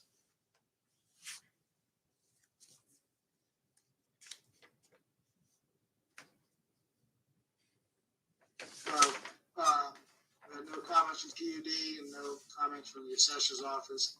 Planning and building recommend that a geotechnical report shall be required for phase 2 prior to finalization of phase 2.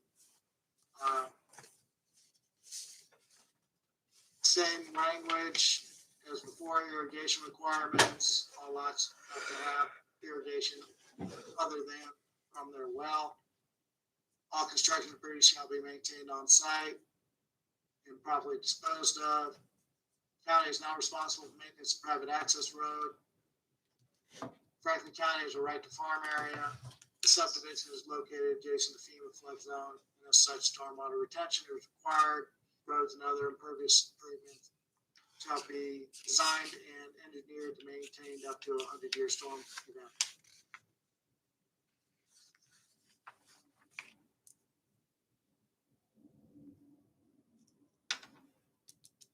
So, any questions?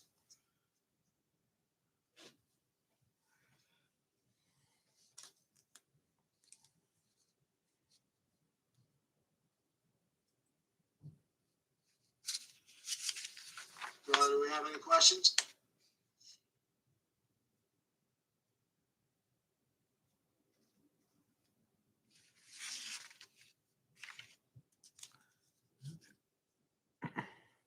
Uh-oh, did we lose Claude? Ah, Just for a second, he'll be right back. Okay. Here he comes.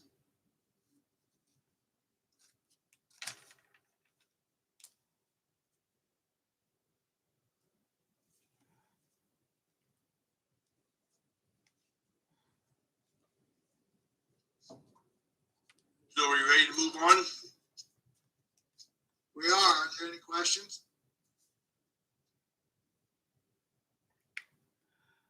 If there's no questions for staff, then is there an applicant that's going to speak on this project? Mr. Tromstad is the agent for this as well.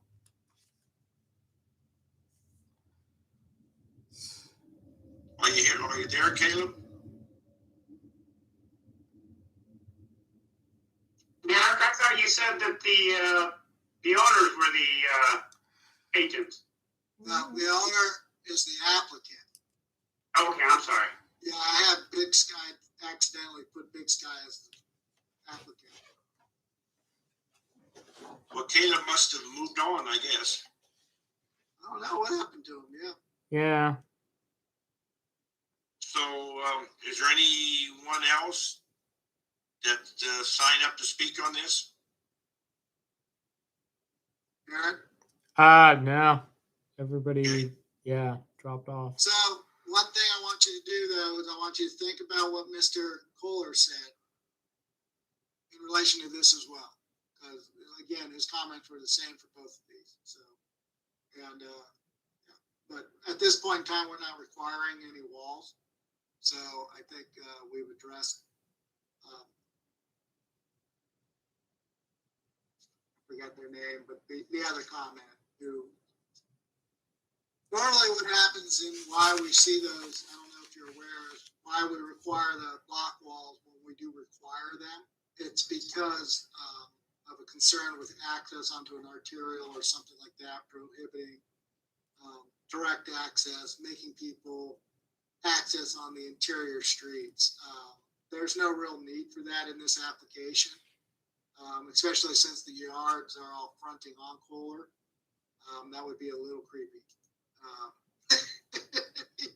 And I don't know if you've been out there, if you drive, down towards Spencer's, down towards Burns Road, that's where you see that block fencing. But then as you proceed north, it kind of goes away and you start seeing places fronting on it. So where you are fronting on the road, and that's why Public Works called out the fact that it's a residential collector.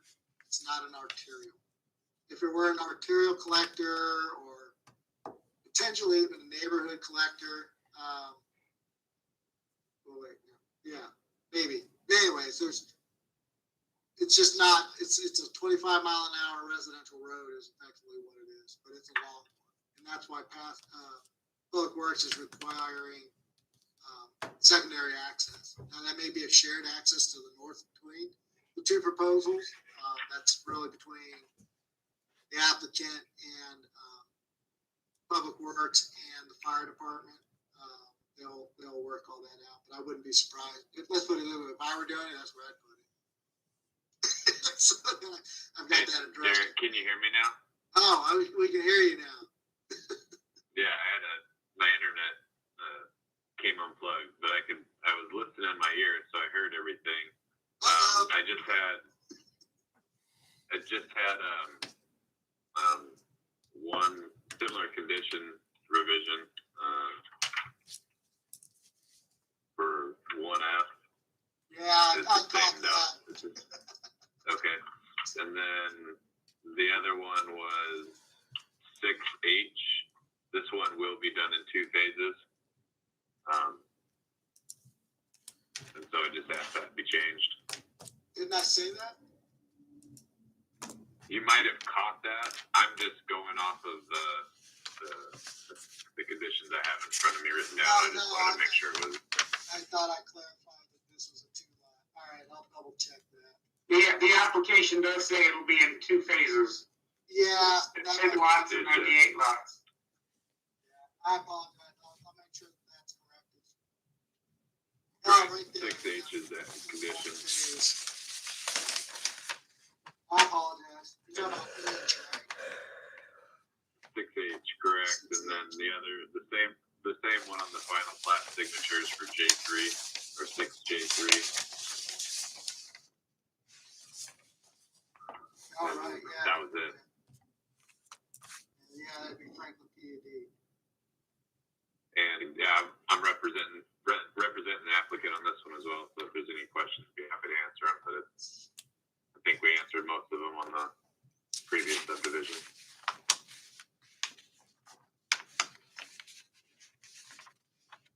The biggest difference here is the zoning, but it's not really. It's not much different between the last one, except for it's a lot in 2 phases. Do you have any more comments as far as staff or anything like that? I don't, unless there's questions. Any more clarification? I did have one more question for staff. This is Commissioner Lang. Go ahead. Even though the county doesn't require masonry walls, I suppose the developer could, if they wanted to, put them in. Is that correct? Unless we prohibited it. Which I don't see us doing, but I'm just saying. Yeah.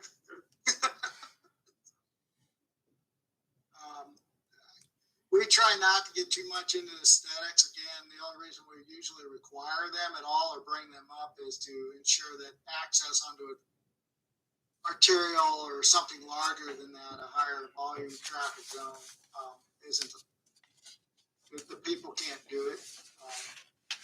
Other than that, we don't generally get into telling people whether or not to put up a wall or not. So, But that may be requisite to the grading, I suppose. What's that? Could it be possible that that would be requisite to the grading, along between the 10 lots and the 8 lots? What do you mean? Well, for what do they call it, to buttress the 10 lots from the 8 lots because of the grade. Excess of 5% grade. That's actually the natural break point. There's significant, it's about a lot before you even get to that slope. Okay. Yeah, it's only 3 lots, the 3 most eastern lots, and that's why the lot average is so big, because those lots are really big in comparison to the rest of them. If you look on the plat map, you'll see that there's a distinctive, right? Nope, I included just yeah. Let me get this thing up here real quick.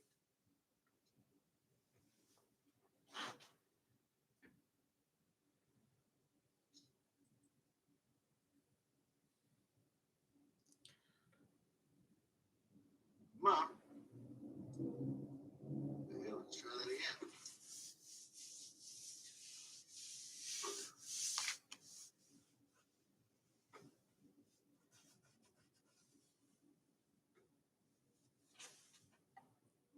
Why is this not coming up?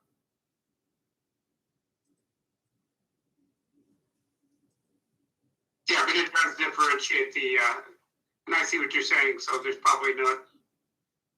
Yeah, I apologize. I don't know why that map, it just kept getting, I think my system's getting overwhelmed. Page 63 of 81. Yeah, the last map that's included in your packet in this section has the plat at the back too. And you can see the slope. So almost all the slope is incorporated in those 3.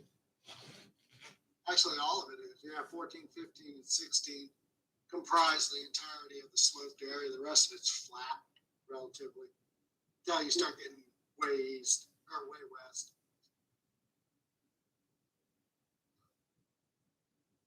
Okay, you've answered my question. Thank you. Anything else?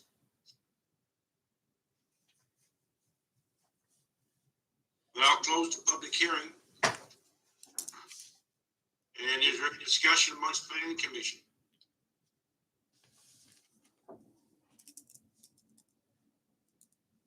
Hearing none, then I'll entertain a motion. This would be for approval.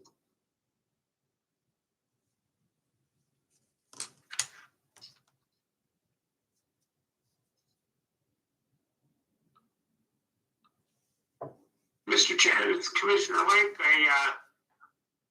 a motion that we make a positive recommendation to the County Board of Commissioners on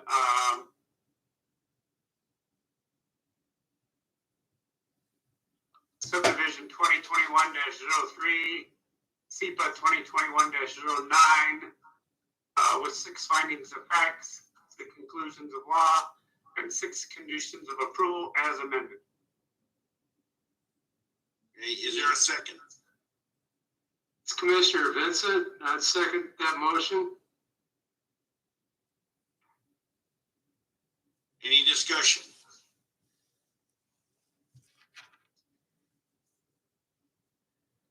Then I'll call for a roll call, please. Claude Parrott, Yes. Mike Vincent, Yes. Roger Link, Yes. Kent McMullen. Yes. Mr. Chairman, the motion is approved. Okay, thank you, Rebecca. Anything else that we need to discuss before we adjourn? No, except we have these bylaws, and unfortunately, I don't want to be keeping you guys here all night. And I'm failing miserably at that. But we just keep getting. So we've got probably 2 subdivisions and 2 CUPs for next month's meeting. We need to look for these bylaws.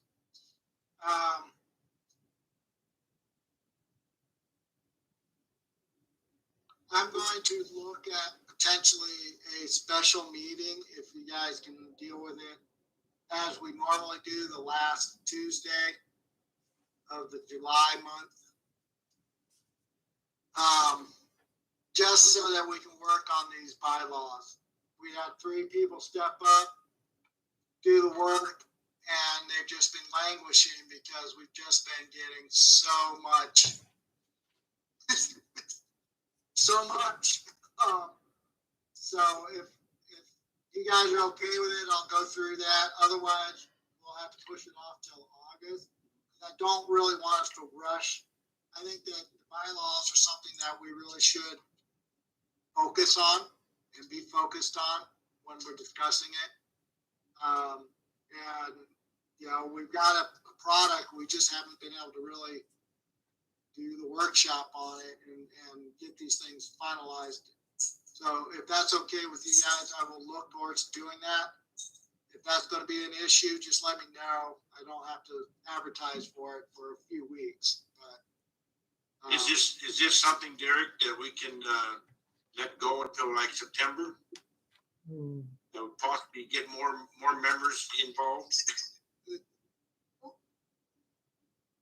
with the bylaws, Yes. well, I would hope that they would attend the special session or the special meeting. We give them advance notice. Hopefully they'd be able to attend that. The biggest nuisance is that it creates a back-to-back meeting. It's the last Tuesday of July and then the first Tuesday of August. That's the biggest nuisance on it.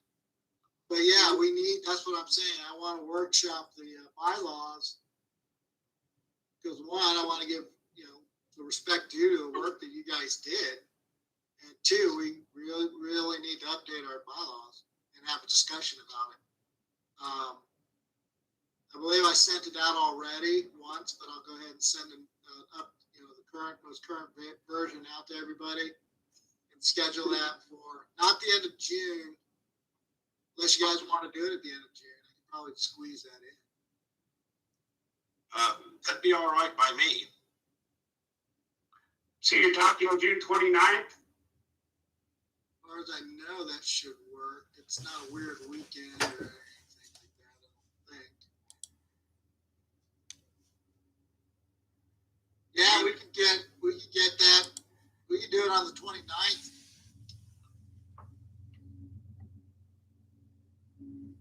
Does that work for you guys? I mean, really, guess what?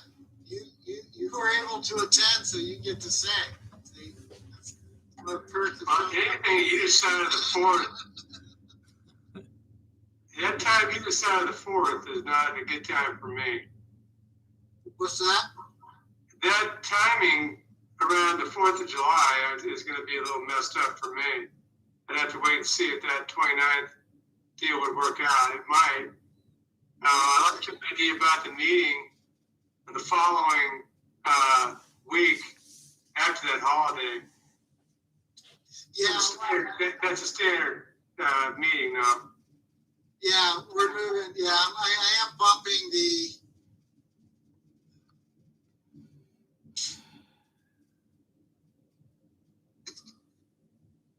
If the things would just stop coming in.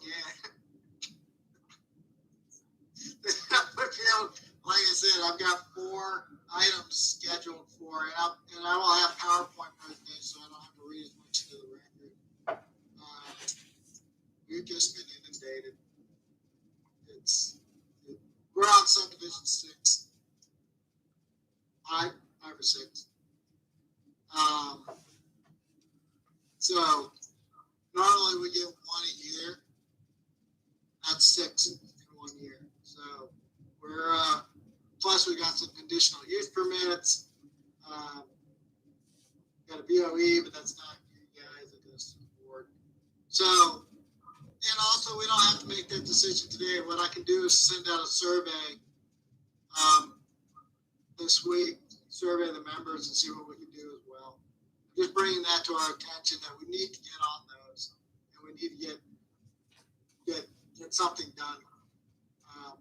And it's going to involve the rest of us because, again, the bylaws are not we don't take those to the board for approval. These are This is your document.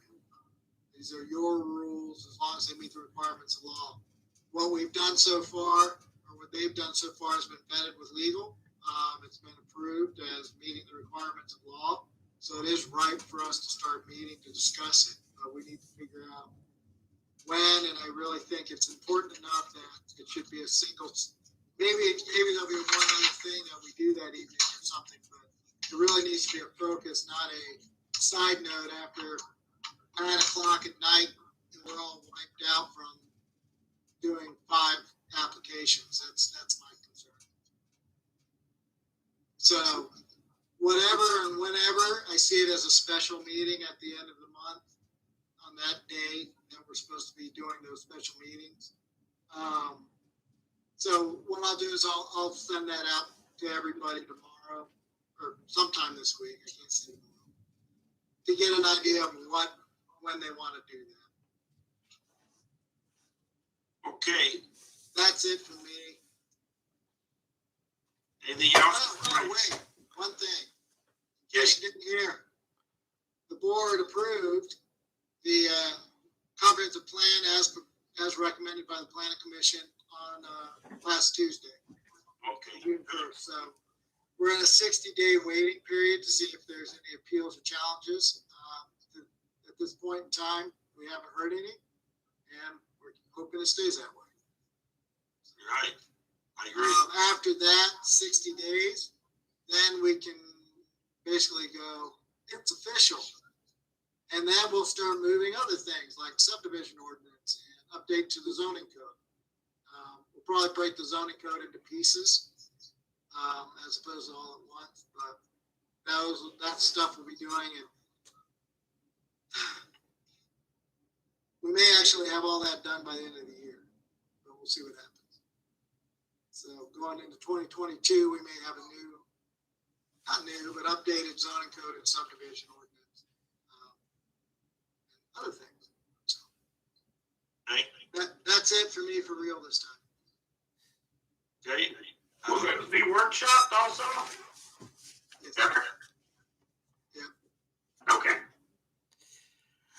Okay, we'll wait We'll there. workshop all that before it comes to you. Right. For a hearing. Sorry. Okay, I'll close the meeting then. Y'all have a good one. Thanks for coming. 9:29, we close. Thank you all. Thank you. Thank you. Yeah. Good evening.